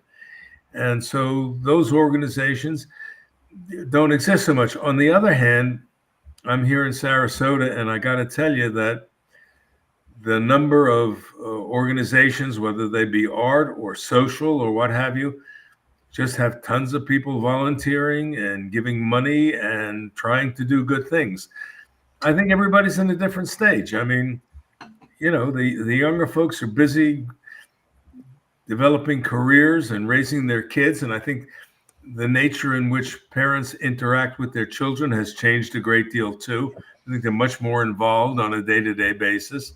And I think that takes away something from the community, but maybe works out better for the kids themselves. I don't know. The younger folks would be better able to address the question of what they want in terms of organizations than I would be in terms of what I see in the older organizations, because the older organizations are vibrant. I mean, people are committed to community, work very, very hard, give money and time, and are basically motivated to do things for the community, to make things better. Now, just a note to the chat. I don't want to see all this shortwave radio discussion going on. Anyone who's talking about their ham radios in the chat, I'm going to find you and I'm going to take the bones right out of your body. Now, from the perspective of the younger people here, I'm wondering, are you engaged in any sort of local civic organizations, anything municipal, anything regional even? And for the people that you're surrounded with, is there just a general disinterest in that? Or perhaps they even see these organizations, as Herb has implied, as just thematically different than what they're looking for? We maybe start with the prudentialist first. Sure, and I think that the civic participation part's a really good question because many people don't feel, and maybe this is just by the nature of how we look at politics these days, or better yet, they just feel as if there's no place for them to get started. Is that a lot of people don't participate in civic or local organizations. I feel kind of like an odd man out, or sometimes they quote unquote spiritual boomer, no offense. And that like I still enjoy things like going to community clubs or going to local festivals that are hosted by my town, or going to an orchestra kind of showing type deal, going to a concert like that, because younger people aren't particularly involved unless their family is involved, especially with things, say, like Elks Lodges or other groups like that. Scouting, as Steve had pointed out, has just been so utterly destroyed. I mean, I still carry my Eagle Scout card in my wallet and it's on my resume, but I feel like it's a relic of an older, vanished time, as scouting has been so gutted to its institutional core. It's no longer the Boy Scouts of America, it's Scouting America. And again, I think that for many people, it's that they don't feel as if those things are built for them. But on the other hand, I would see a very valid criticism that many young people don't participate unless I think they care because they feel like it's a progressive cause. I work in the nonprofit governmental background. I won't go too far into it because I don't want to dox myself. But I've noticed that, what one of the things that nonprofits and charities have been really focusing on, and they focus on millennials more so than Gen Z, is about experiences. They want these people to help them in their cause, and they need to make them feel like they're part of it, that they're doing something good, that they get something out of it for themselves. What's the me factor? Why should I care? What's in it for me? Which is a totally different way to look at charity, especially within, say, the older Christian religious context, that you gave alms and you did charity works. That's what you were supposed to do, not because you want to feel good about it or take a selfie about you helping an old man. I think that Mr. Beast style of social capital and charity phenomena has certainly done a great deal of damage to younger people. But also, I think the big reason why they don't participate is according to an Experian survey with Experian credit reporting in 2023, more than 3/4 of millennials and Gen Z self-report that they are somewhat or very dependent on their parents for money. And it's very hard to be like a participating member of society if you're still dependent or reliant on intergenerational or family dollars to live a life. I mean, if you're dependent on somebody else and you're not your own person, it feels very hard to have a reason to date or a reason to go out and participate, especially if you're dependent on someone else for money. And so I think that you have a mix of people don't feel the need to care. They feel locked out economically, or greater yet, most of them have checked out of the system. Whereas I feel like an oddity or an odd man out, because I'll be one of the few people under 30 going to city government meetings or going to local, volunteer fire departments and seeing, going to their fundraisers, because I depend on a VFD where I live. And I know that puts me in an isolated geographic position, but maybe those who live closer to the cities might have more to say on this than I do. Yeah, for the other two younger people here, feel free to jump in anytime.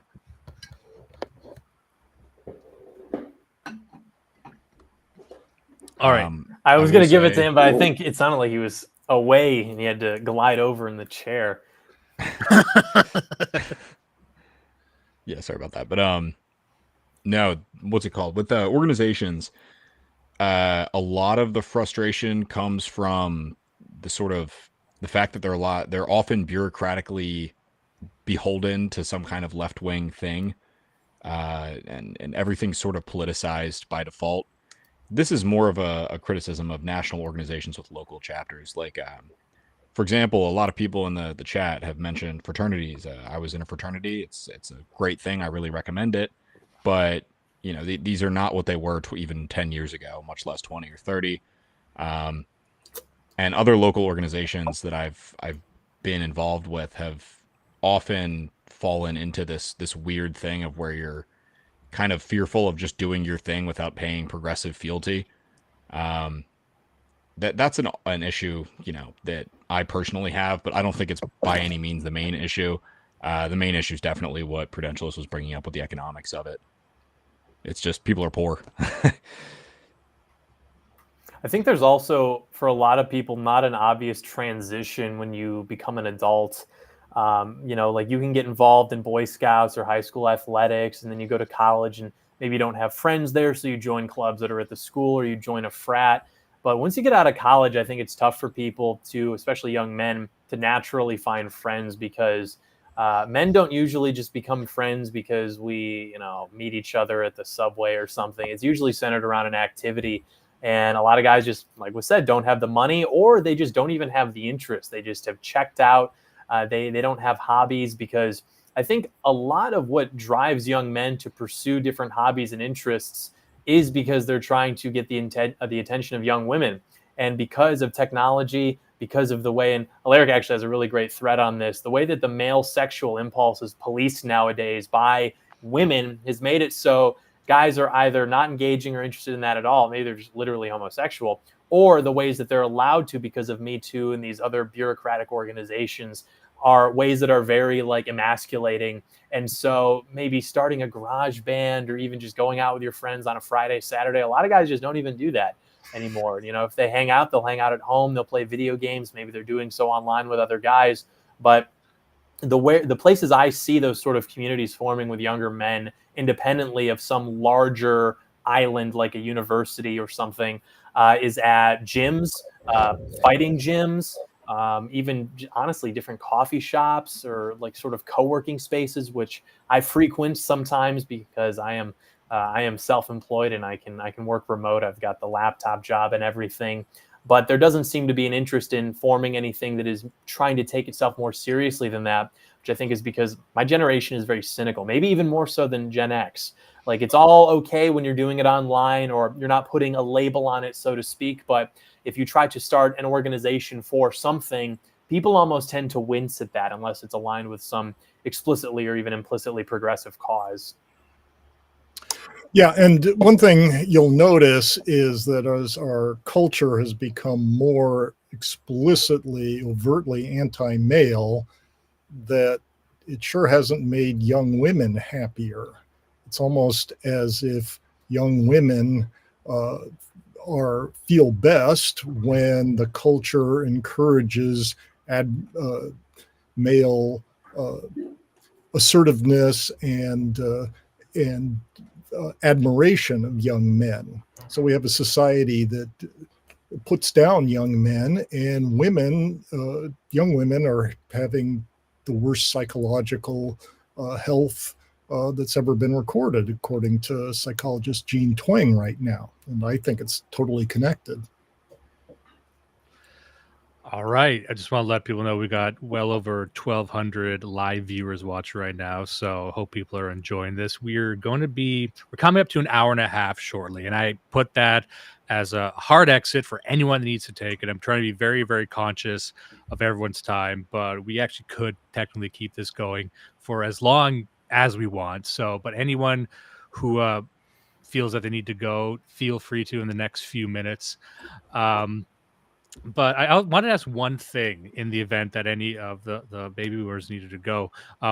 There's been some comments in the chat pointing to the greatest generation, which would have been the generation preceding you. And they don't get brought up a lot, even though that's a very kind of a pretentious name for them to give themselves, greatest generation. And maybe that's kind of doomed us all, if you think about it. Anyway, I'm wondering, compared to what you've heard from young people now and in your lives, how was your relationship with your elders back then?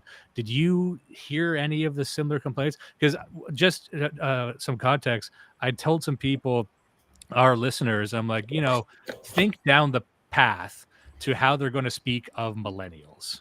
We'll be in the baby boomers position one day. Think of the things that they're going to say about us. I got one for you, and I've said this before. They're probably going to talk about how we really messed up crypto. A lot of younger people they're going to talk about millennials with crypto like they talk about boomers with the housing market. Like, why were you so weird with it? Why were you so frivolous? There's no reason for us to treat crypto like the casino we have been, making it into a joke. So I can imagine younger people would make fun of us for that.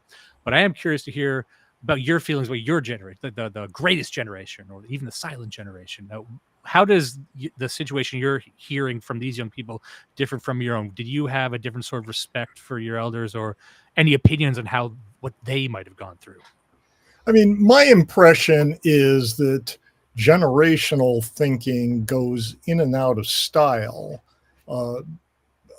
I can barely remember before President Kennedy's assassination, but my impression is that talking about generations and so forth was not terribly fashionable.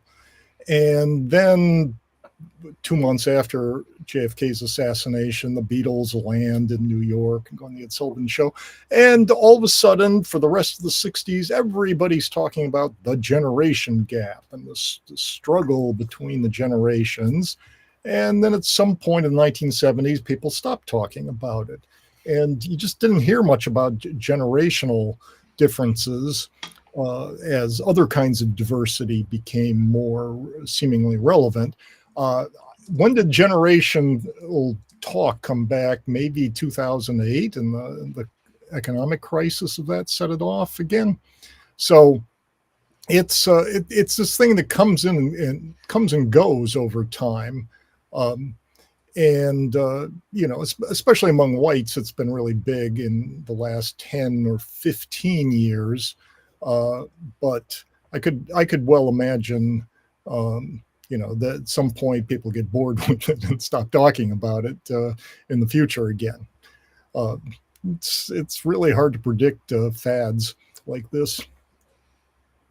Yeah, Well, and Herb, to you, the same I think question. that what it partially reflects is how focused a marketing society we have become, and the segmentation of different groups with different interests, and just how as a function of how business is done. So you segment generations and you produce things that they want and you market to them. But the interesting question was how my generation looked at what you referred to as the greatest generation.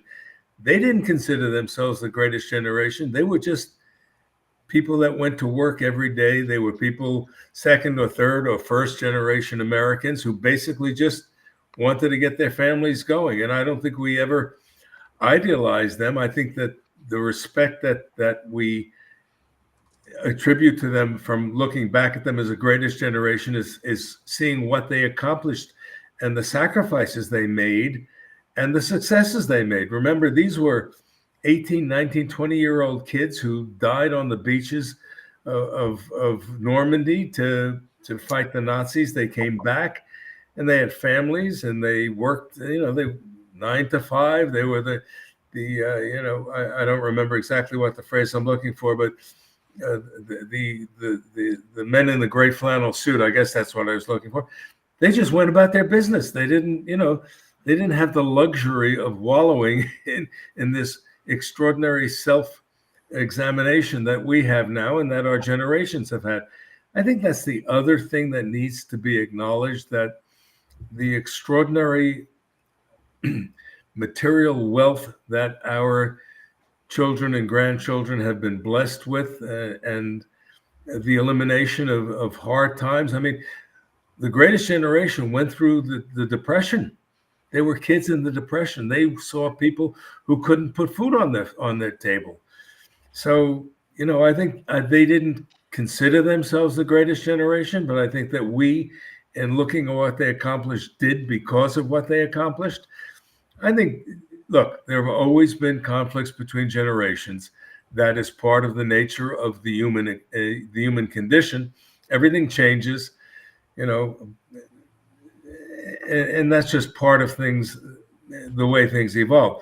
The issues, I think, that underlie a large part of this is the technological speed that's coming.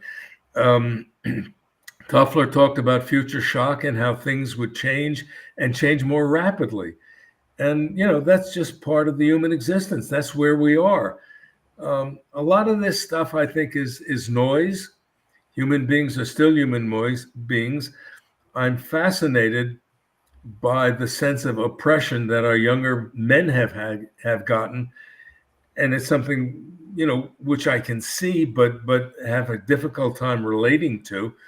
But I understand that, and I see it in if you look at the numbers, more women get college degrees, more women get graduate degrees.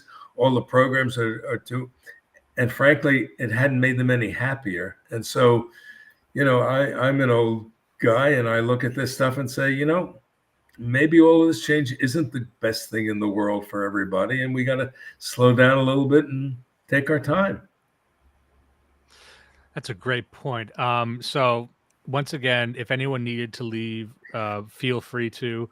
And if you do wish to leave, I would offer you the opportunity for any closing remarks or I'm closing. I'm going to leave. I've enjoyed this a great deal. I thank you all for being here, and I've been watching some of the comments. I find some of them fascinating. I find some of them shocking because I don't spend a lot of time on the social network. And, why is everybody so angry?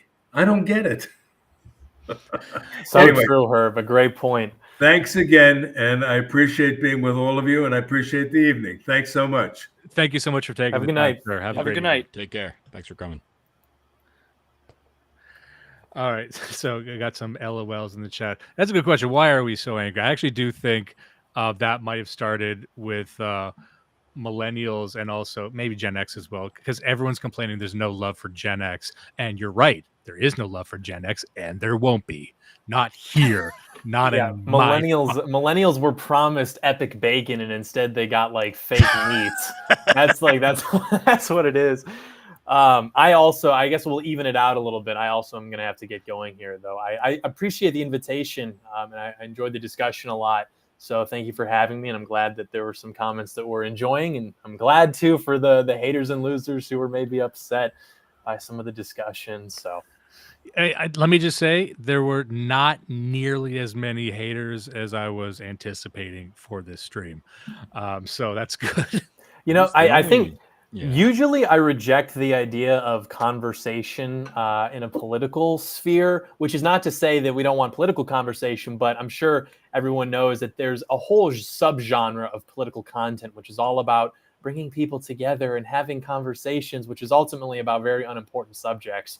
But this is an important conversation because I do have optimism that the younger generation and the older generation of people who sort of understand what's going on can start to see that the generational divide that maybe had defined the relationships between previous generations are not going to be as relevant as we move forward. So I have nothing but respect for boomers. They have a lot of wisdom and a lot of knowledge, certainly practical knowledge that my generation does not have. And I am always humbled and appreciative of when the respect is extended back to those in my generation who are deserving of it. Sometimes that's not the case, but when it is, I think it is well earned. So thank you again for the invitation, and I'll be listening in as it continues, but I do have to get going. Great to have you here, John. Thanks again for taking the time. You've been greatly appreciative. Thank you. Take care, guys. Have a good night. You as well. Yeah, I'm sorry, Prudentials. I feel like I haven't, you and I are very good friends outside of this, and maybe that has inspired me to throw to you the least. I don't know if you need to have a hard exit as well. I don't. I was actually going to maybe push back slightly on what Steve had said about this focus on generations maybe coming out of 2008. I recall in the 1980s, there was a television show, called sort of a slice of life family drama called 30-something, which of course, if you were 30-something in the 1980s, you were probably born in the 1950s, that prime later baby boomer years.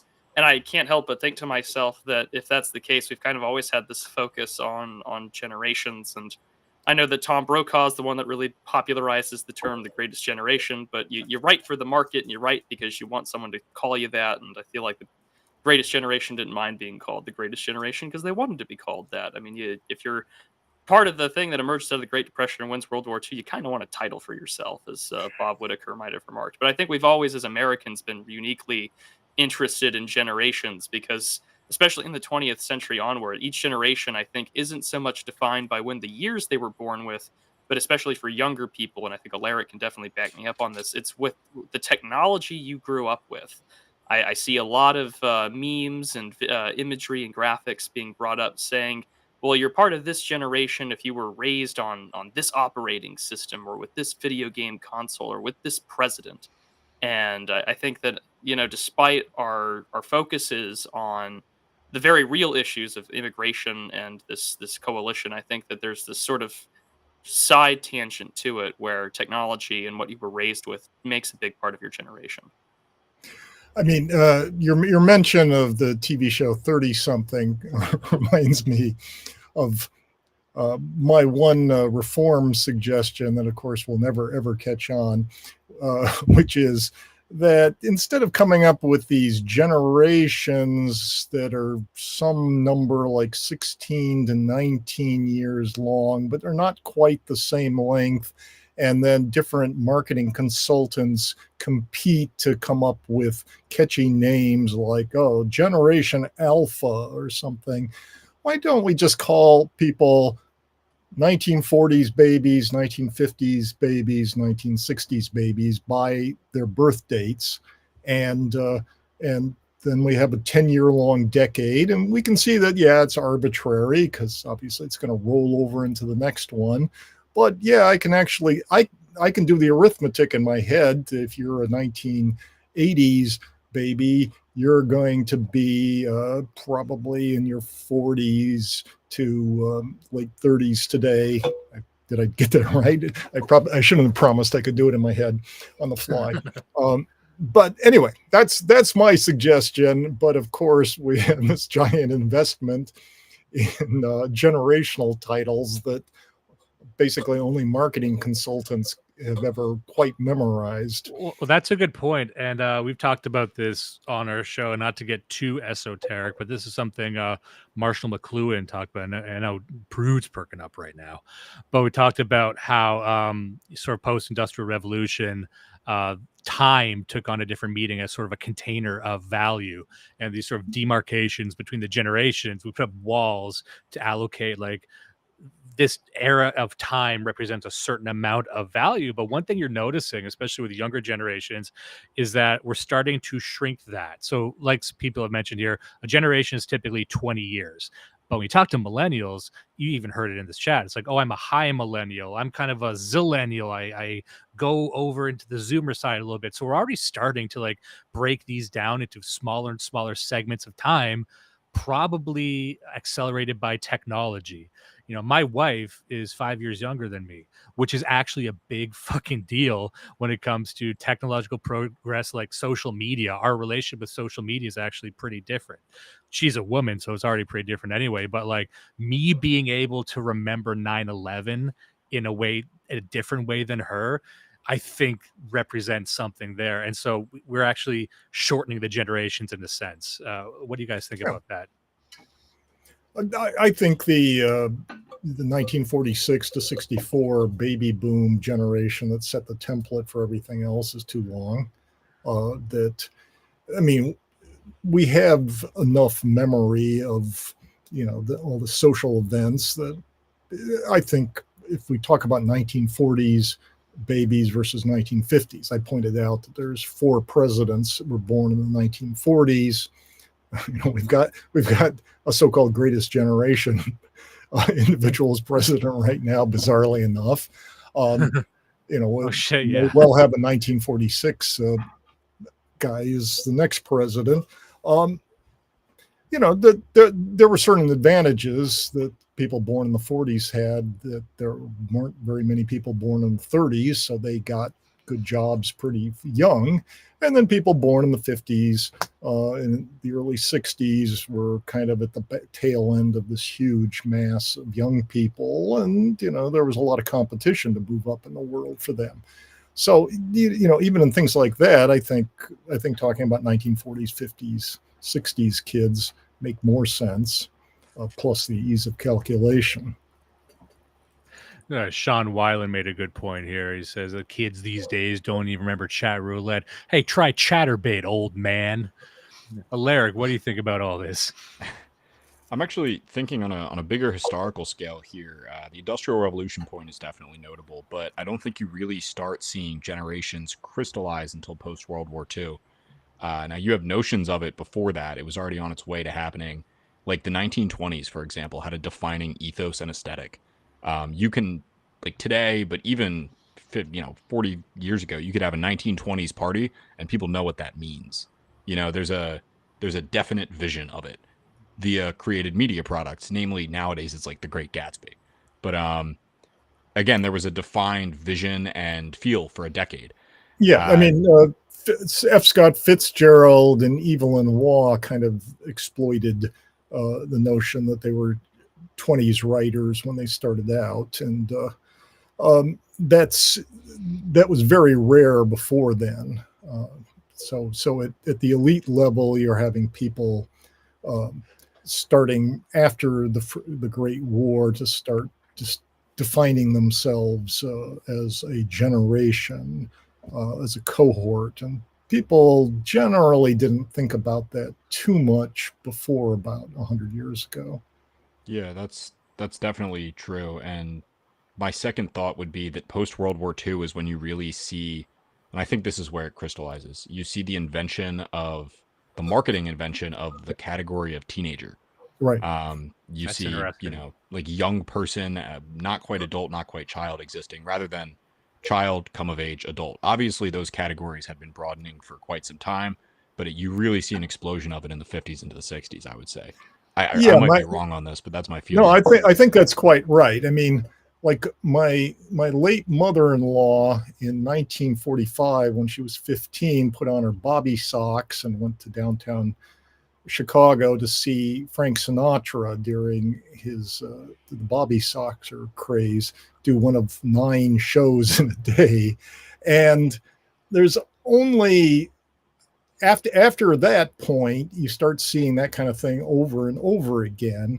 If you go back further in history, it's real hard to find. Like Rudy Valley in 1928 appealed to young women, where they swooned over him.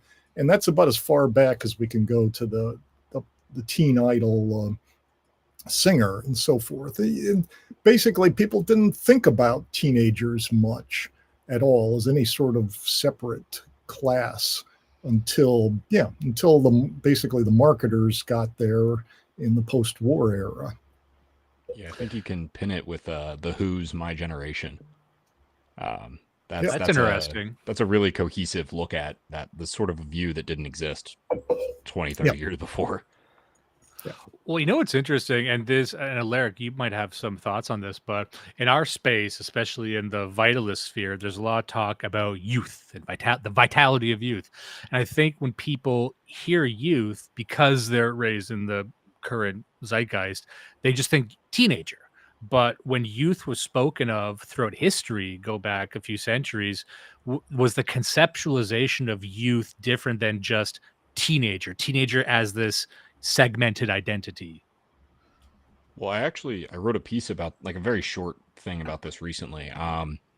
The idea of a teenager, the view of it changed really hard, I'd say around the 80s. I might be wrong on that, but that's how I look at it via media, of like a moody and disenfranchised and angry, youth. Meanwhile, you go back to the 19th century or even the early 20th century and you look at when people are talking about youths, this goes all the way back to ancient times. They're talking about, when they're talking about guys, they're talking about fiery, maybe naive and kind of foolish young men that get into a lot of trouble and really, really want to go to war. Like, that's the defining feature of youth for most of human history. With, like girls, it was wanting to marry as soon as possible. And this is in a lot of the sort of self-reflective Victorian literature, you see mentions of this, but you can find motifs going back all the way to the Greeks. That was sort of the conception of youth as this eternal class that existed and wasn't really, they weren't really positioned opposite their elders. They were just their own thing, and they were a vanguard that kept shifting as time went on. And they were fiery and really just wanted to experience life or adventure or things like that. And then you start getting this very different view post World War II, where you have teenagers as a defined marketing group, as a defined cultural group with tastes, and then later sort of emotional states that go with it, that then shaped the culture that came out directed at them, and which, that was a reciprocal relationship. They kept shaping each other. And now you have this very historically divorced view of what being young actually is. Yeah. I mean, for example, Catcher in the Rye in 1950 was one of the first famous characters who was clearly a teenager and was feeling this kind of teen angst.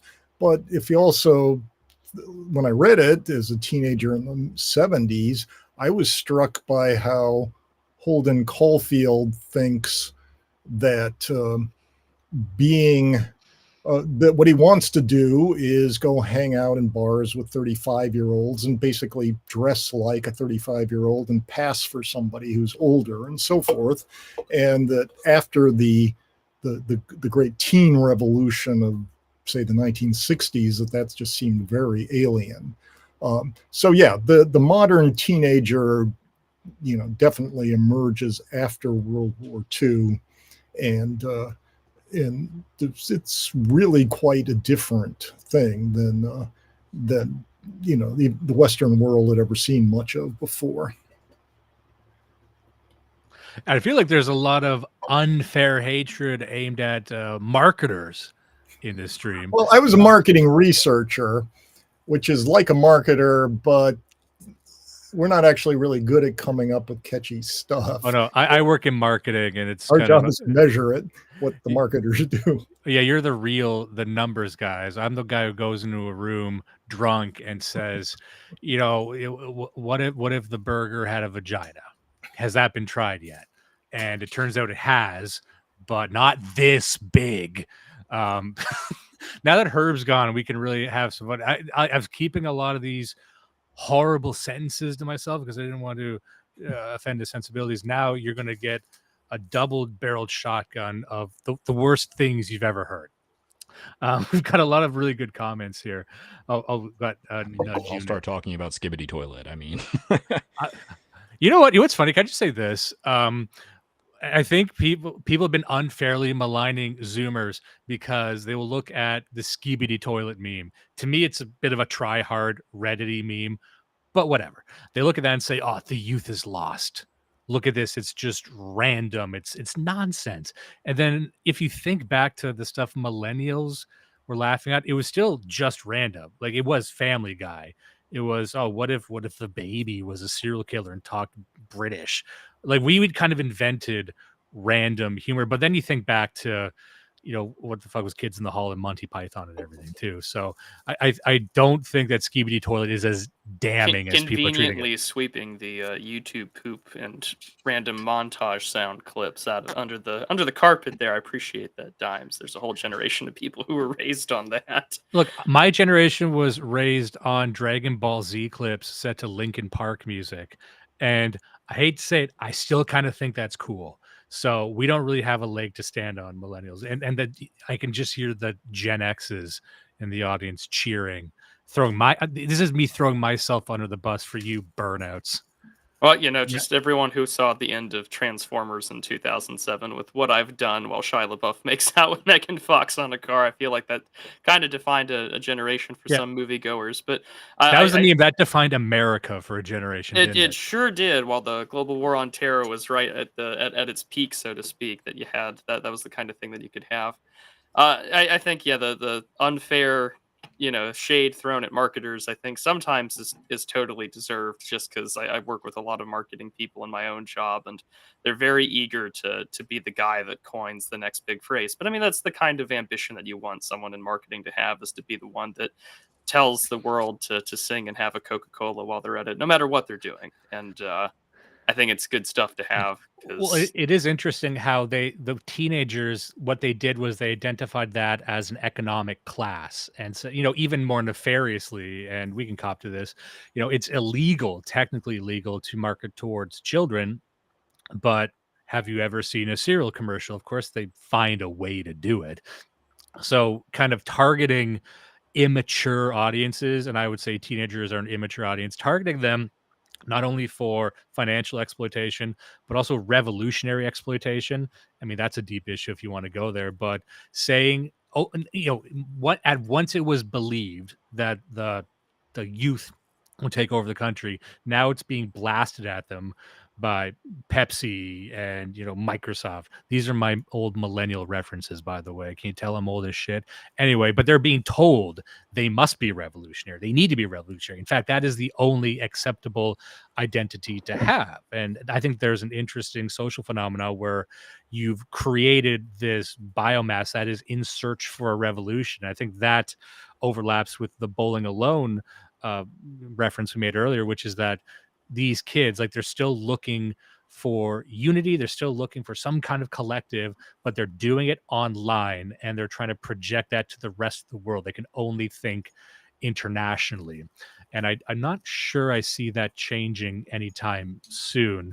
Would that be sort of the experience of you and Prudentialist and Alaric? Well, I actually wrote like a piece on this specifically on punk rock, and a lot of Gen Z, you don't have that defined monolithic culture. Like I think millennials might have been the last to have that. Things are a lot more splintered now. But one thing that people do is latch on to the quote unquote like youth generational movements of prior generations and build their identity around that, which is a really odd thing to see. I think it's very emergent with social media. And punk rock is one of those things. Punk rock is like a dead man walking culturally, but it still holds clout among young people because it's defined as this like, oh, this is a young person thing, right?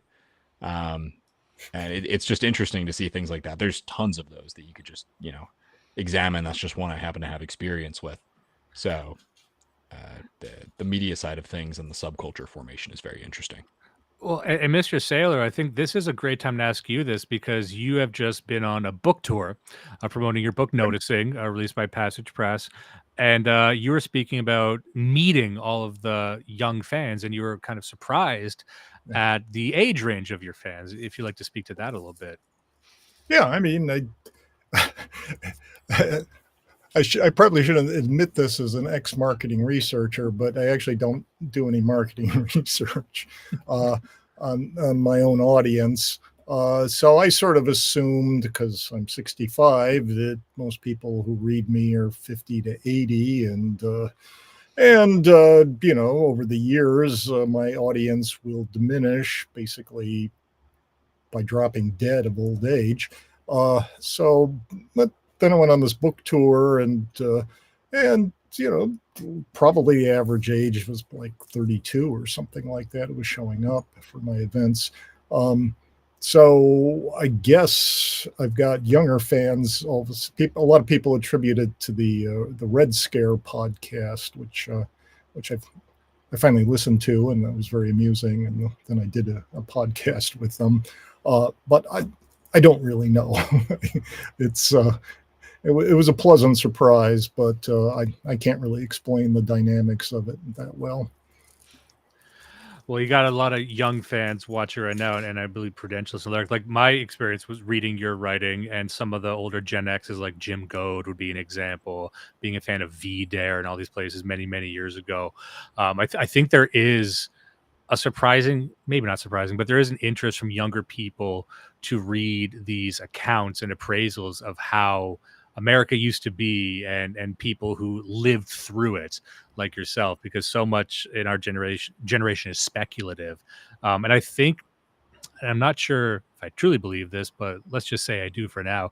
I think there's more of an interest in the millennials onward of really scouring through history and seeing the patterns over the past century. Would you say that's true, Prudentialist? Yeah, I would definitely say so, especially because I think for a lot of people our age and younger, there has been this desire to look more inwardly. I think some of that's brought on by, no, not to throw marketers under the bus, but there has been this trend to be introspective or to think that you're part of your greater self or anything like that. And you see this especially with nonprofits and charities, like I mentioned earlier, trying to bring people in and make them feel like they're a good person because there has been this sort of commoditization of misery or just greater commiseration of people fetishizing their own sadness and so on. And so anyone who tries to find an escape looking towards what did the past have, you see this on the right where there's sort of this nostalgia for a time that they can't ever belong to, or understanding what were the great men of the past like. And I mean, Alaric has done a really good job at this. He had recently republished with the Dissident Review, My Confession by Samuel Chamberlain, which is one of the greatest recollections and memoirs of the Mexican-American War. And it was also the inspiration for Blood Meridian. And it's a fantastic read, and no one knows about its existence nowadays, despite the fact it inspired one of the greatest novels of the 20th century. And so I think that what you're seeing people do a lot now, like you had mentioned there, Dimes, is that people are looking towards previous writers and seeing how they are. I know a lot of Canadians like to read George Grant to sort of see how on earth how did Canada get to where we are today. And I first found Steve Saylor when he was replying to some of the articles and arguments that were put out by Freakonomics with respects to abortion and so on. That's the first time I heard you, and unfortunately, that now that article just says authors. They've kind of redacted you from history, unfortunately. But you're still around, thank God. Yeah. No, not yeah. That's yeah. It was. I debated Stephen Levitt, University of Chicago economist, and Slate in 1999, and they kept our debate up there, but they took our names off it, and now it just says by authors. Yeah, Steve, do you know that you're kind of a everybody younger around my age might not know who you are, but your work is very prevalent. It's very well known. I mean, before I knew who you were, I had read screenshots and extracts on like Instagram and 4chan and iFunny and stuff like that. You're on TikTok. Okay. You'll Well, see also like because you videos. Yeah. understand how to use Twitter, whereas a lot of us in this space would probably have also maybe come of age around Jared Taylor, guys like that. Maybe if you're a bit more on the further right, it might be someone like David Duke or someone. But Jared Taylor, he had a moment where he was really in the mainstream talking about a lot of these issues, but he might not really want to. He got thrown off Twitter about 7 to 9 years ago, and he still hasn't been let back on. I talked to him about it a month ago at dinner, and yeah, he'd be really good on Twitter, and it's ridiculous the people who are allowed on Twitter and not a fine gentleman like Jared. Yeah, I wonder if we can pressure them. Someone can to get Jared Taylor on. He's probably like if I had to elect someone to go on like Joe Rogan right now, it would be Jared Taylor. Easily. He's not as much of a psycho schizo as some other people I know times, even though we've got some great representatives of the young people here. As we've seen over the past 30 minutes, I really start to burn out into nonsense if you just kind of let me going. Just reading the chat right here. By the way, not to alarm anyone, there has been a confirmed woman in the chat. I've been seeing a lot of people overreacting to that. I've been seeing a lot of people talking DMs. I want everyone to chill. I've lit a couple candles. It's a vibe in here now. Leave her alone. We don't need to scare her off. We don't get a lot of women in these chats, and anytime you hear about one, she gets her limbs ripped off practically. No, here goes Mystic Cheese saying, "Where's she at?" I'm going to tell you. Get back to Odyssey. Get back to the 14 trenches. _Mystic_Cheese_88 with the triple X. It's Yeah. just that's like a a masterpiece of a username. It's a 2007 Xbox Live gamer tag. He probably would have called me a slur on Xbox Live in a Modern Warfare 2 lobby, 15 years ago. So it's good to see that tradition's still alive. But I think, maybe to get back on topic real quick, it's just that I think one of the bigger things there has been is that there has been this trained animosity towards the baby boomers. And to some extent, I would say, when you have hindsight is 2020 or you're sold a political narrative or formula about where things all went wrong. And again, everyone's got their own form of political eschatology and historiography.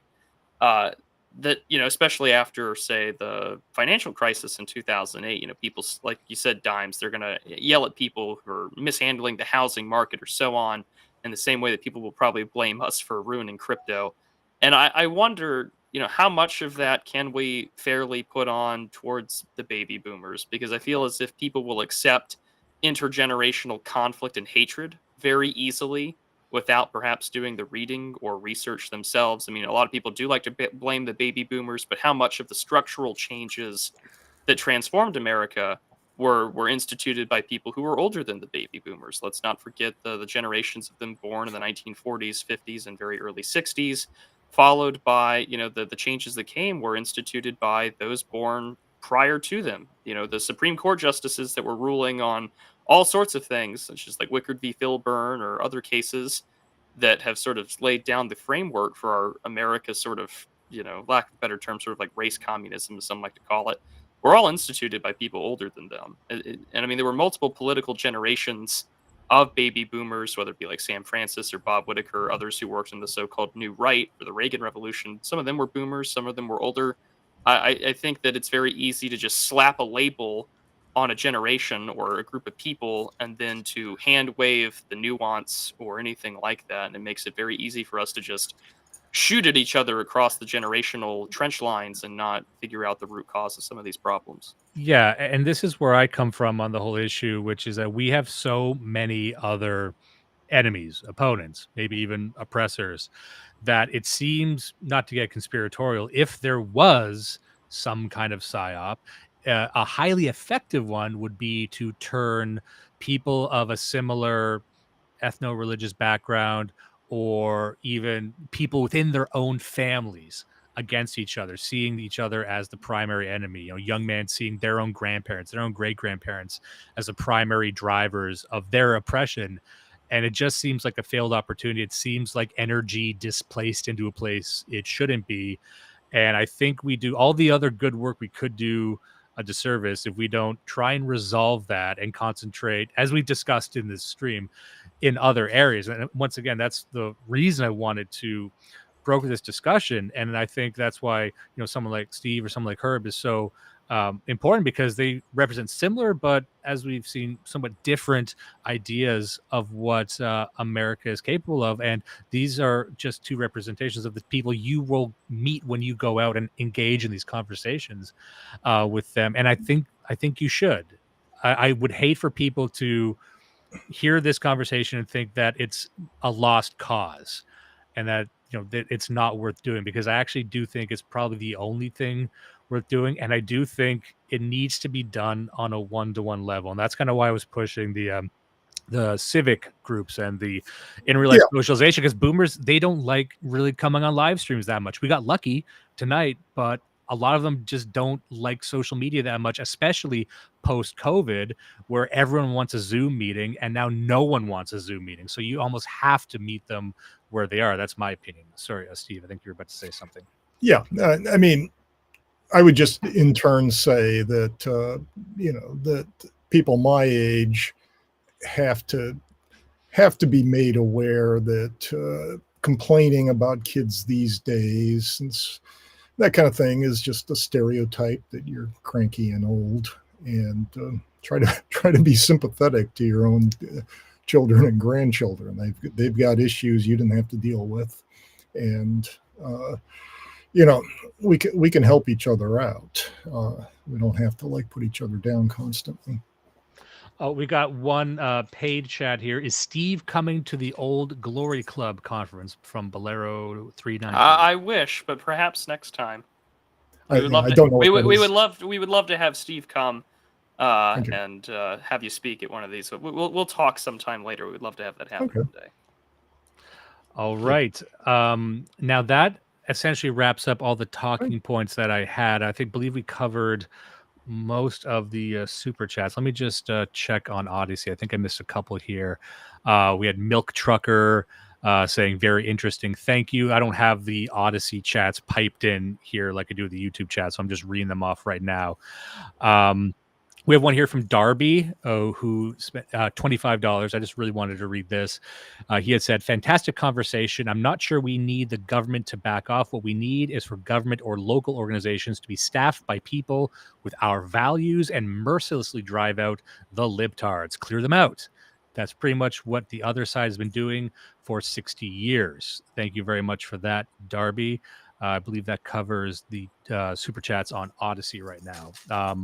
I guess any thoughts on that, Darby, saying the clear them out theory of politics? What do you think about that? Clear them out. Well, I mean, you're seeing school boards, local citizens kind of reclaiming their local public schools in a bunch of different parts of the country, and good for them. And this is essentially the Project 2025 that people have been talking about, which is irrespective of whatever happens to Trump going forward, is a plan to not just elect, but staff the organs of power and the entire Republican Party and that whole political apparatus with quote unquote our guys, which would mean, the craziest guys that we know, instead of trying to vote them in, try to basically take over the managerial elite is one way of looking at it. And there's a whole Christ, I don't know, 1,000-page PDF outlining that, and a few articles written about it. But that seems to be an interesting opportunity. I'm not terribly optimistic on democracy, but it struck me as something interesting, which is a bit more of a cynical power play that I think could work. I would like to see that. Prudentialist, what do you think about that? I know you've read quite a bit about this stuff. Yeah, I've read bits and pieces of that 1,000-some-odd-page Project 2025 thing. I mean, it just seems to be. I know in, say, the United Kingdom's politics, you have a lot of these sort of conservative or Labour Party manifestos saying this is what we're going to do if elected, and that's what this feels like. Is if a Republican administration gets in, this is what these heritage think tank guys have said. This is what we're going to do. Some of it's good, some of it definitely does not could read the room, so to speak. But I think that the idea of clearing them out or making things more institutionally viable for younger men of competence to definitely come on board would be great. As someone who works in local government, I know that I am the youngest person at my office by about 30 years. And so it's certainly a big divide where people who are totally unaware that their problems have names and addresses, and I mean that in a non-Fed posty kind of way. I mean that you literally could go to these people and try and get your issues resolved, whether it be about your roads or whatever. People just don't realize that exists because I think we're so comfortable focusing on these meta narratives or the grand scheme of things on Washington and politics writ large. And I think that when people say, "Oh, localism," I think that always gets misinterpreted for go build a farm or a homestead somewhere. Not to say that that's not an option for you, but a lot of your options locally do have avenues for political resolution. But there was a question for Steve. I noticed it was because I'm also restreaming this for you, Dimes. And Mona asks a question. He says, I'm sorry for the tangent. He sends $5. He says, but Mr. Saylor, he says, do you have an opinion of Michael Jackson? Do you think of him as a superstar? Do you think of the attacks about him being a racial or a sexual abuser true? Or totally random question, but people are curious on your thoughts.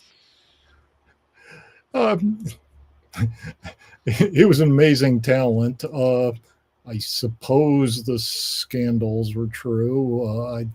It's distasteful, and I haven't looked into them. But I mean, I can remember "I Want You Back" in 54 years ago, coming on the radio, on the AM radio, and that's exciting new band. They're probably going places. So yeah. We're talking about Michael Jackson, huh?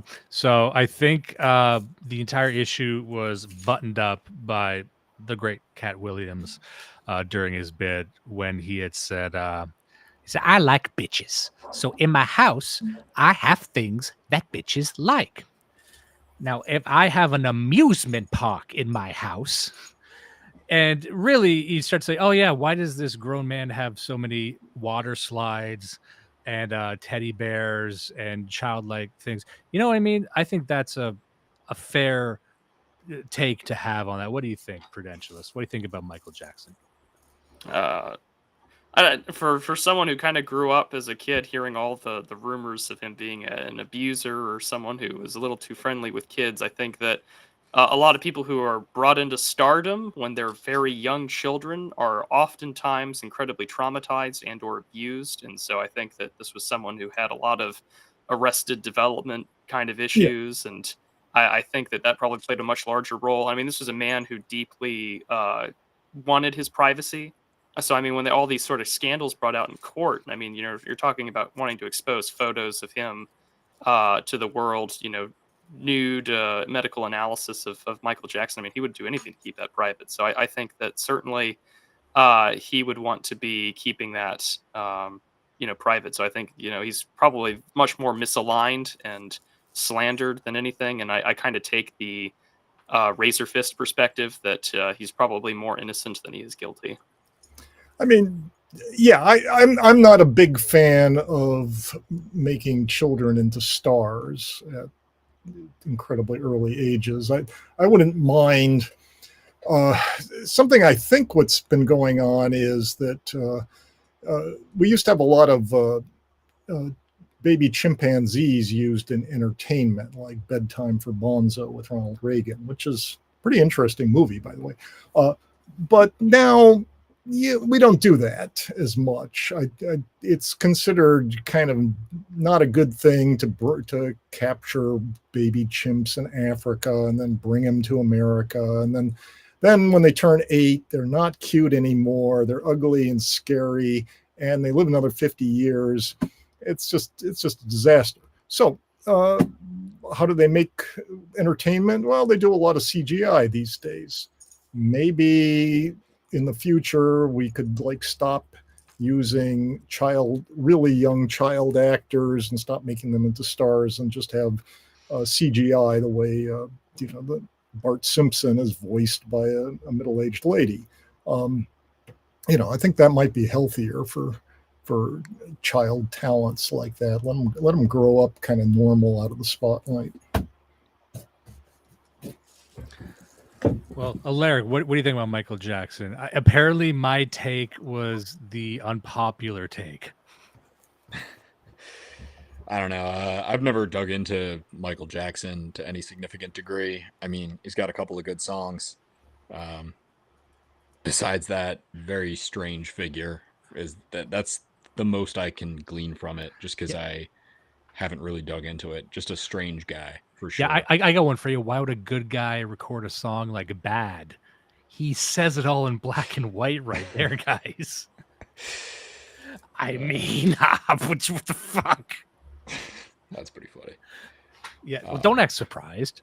I've had a lot of bangers on this that I feel have been underappreciated, frankly, because I got a lot of disinformation agents in the chat, including this cheese guy, who's one of my greatest friends, by the way, but he's been plotting for my downfall this entire time. He acts like I don't see it, like I'm not laser focused on the chat right now.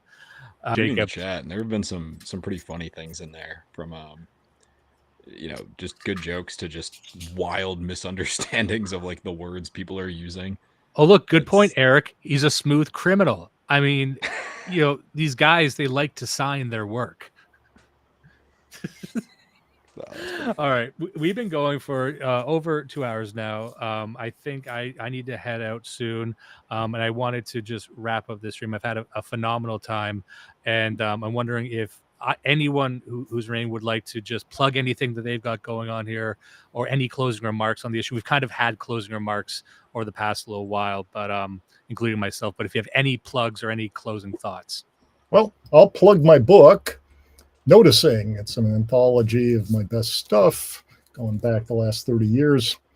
You can get it on Amazon, paperback or Kindle. You can get it directly from Passage Publishing. Just look them up. $29.95. So it's selling really well, and it's been a pleasure being able to go on discussions like this and go, hey, buy my book. Noticing. Yeah. It's great to see a book like that selling so well in a publishing environment that we've always understood to be pretty hostile to people of our political persuasion. I honestly think a lot of people had written it off entirely until you had the likes of Antelope Hill, Imperium Press, which is one of my favorites as well, and also Passage Press, obviously. Mm-hmm. So a Prudentialist and Alaric, hit me with the digits. Oh, sure. Once again, thank you so much, Dimes, for having me on. This was a great opportunity to talk to you, Mr. Saylor. It was a great pleasure, great honor. For me, I would just simply say that you can find me on YouTube and Twitter and Substack, theprudentialist.substack.com. I'm going to have an article about Jeremy Carl's book, The Unprotected Class, How Anti-White Racism is Tearing America Apart. That should be out in the coming days. And again, I would also echo Mr. Saylor's call to buy book, as Mystery Grove would say. Go ahead and go buy Noticing from Passage Press. It's a great book. I've got it myself. It's some great of the greatest hits of Mr. Saylor. Well worth reading.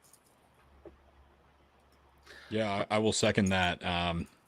Absolutely support Noticing. It's a fantastic collection of work. I've only read so far. I'll admit I have not read the whole thing, but I want to fully get a straight read through. But that aside, this has been a great conversation. I think a boomer zoomer rapprochement is a good thing overall. There's a lot of undue anger directed at the young or the old on both sides, and I think we're a lot a lot better if we're, working towards a common goal. With that said, on my side, you can follow the Dissident Review on Twitter. Check out the website. There's actually a new article on there as of yesterday. I think worth reading on Irish history. A couple of books available now, and a bunch available on Amazon. You can also follow me on Twitter. And yeah, thank you, Dimes, for having me on. This has been an absolutely excellent conversation. And thank you, everyone, for taking the time to watch tonight. It's been I've been greatly lightened. It's very late. I don't know what I'm saying. I've been heartened. Even worse word. Anyway, I'm loving the chat. Loving the positive feedback. We were not brigaded like I thought we would. And for myself, host of Blood Satellite, check out bloodsatellite.ca. I'm also editor of the Vanguardist Journal. Check that out, vanguardistjournal.com. I'm not going to spend too much time plugging myself because you've spent enough time listening to me. So I just want to say thank you, everyone, for tuning in. Had a fantastic time. Hope you did as well. And I'll see you next time.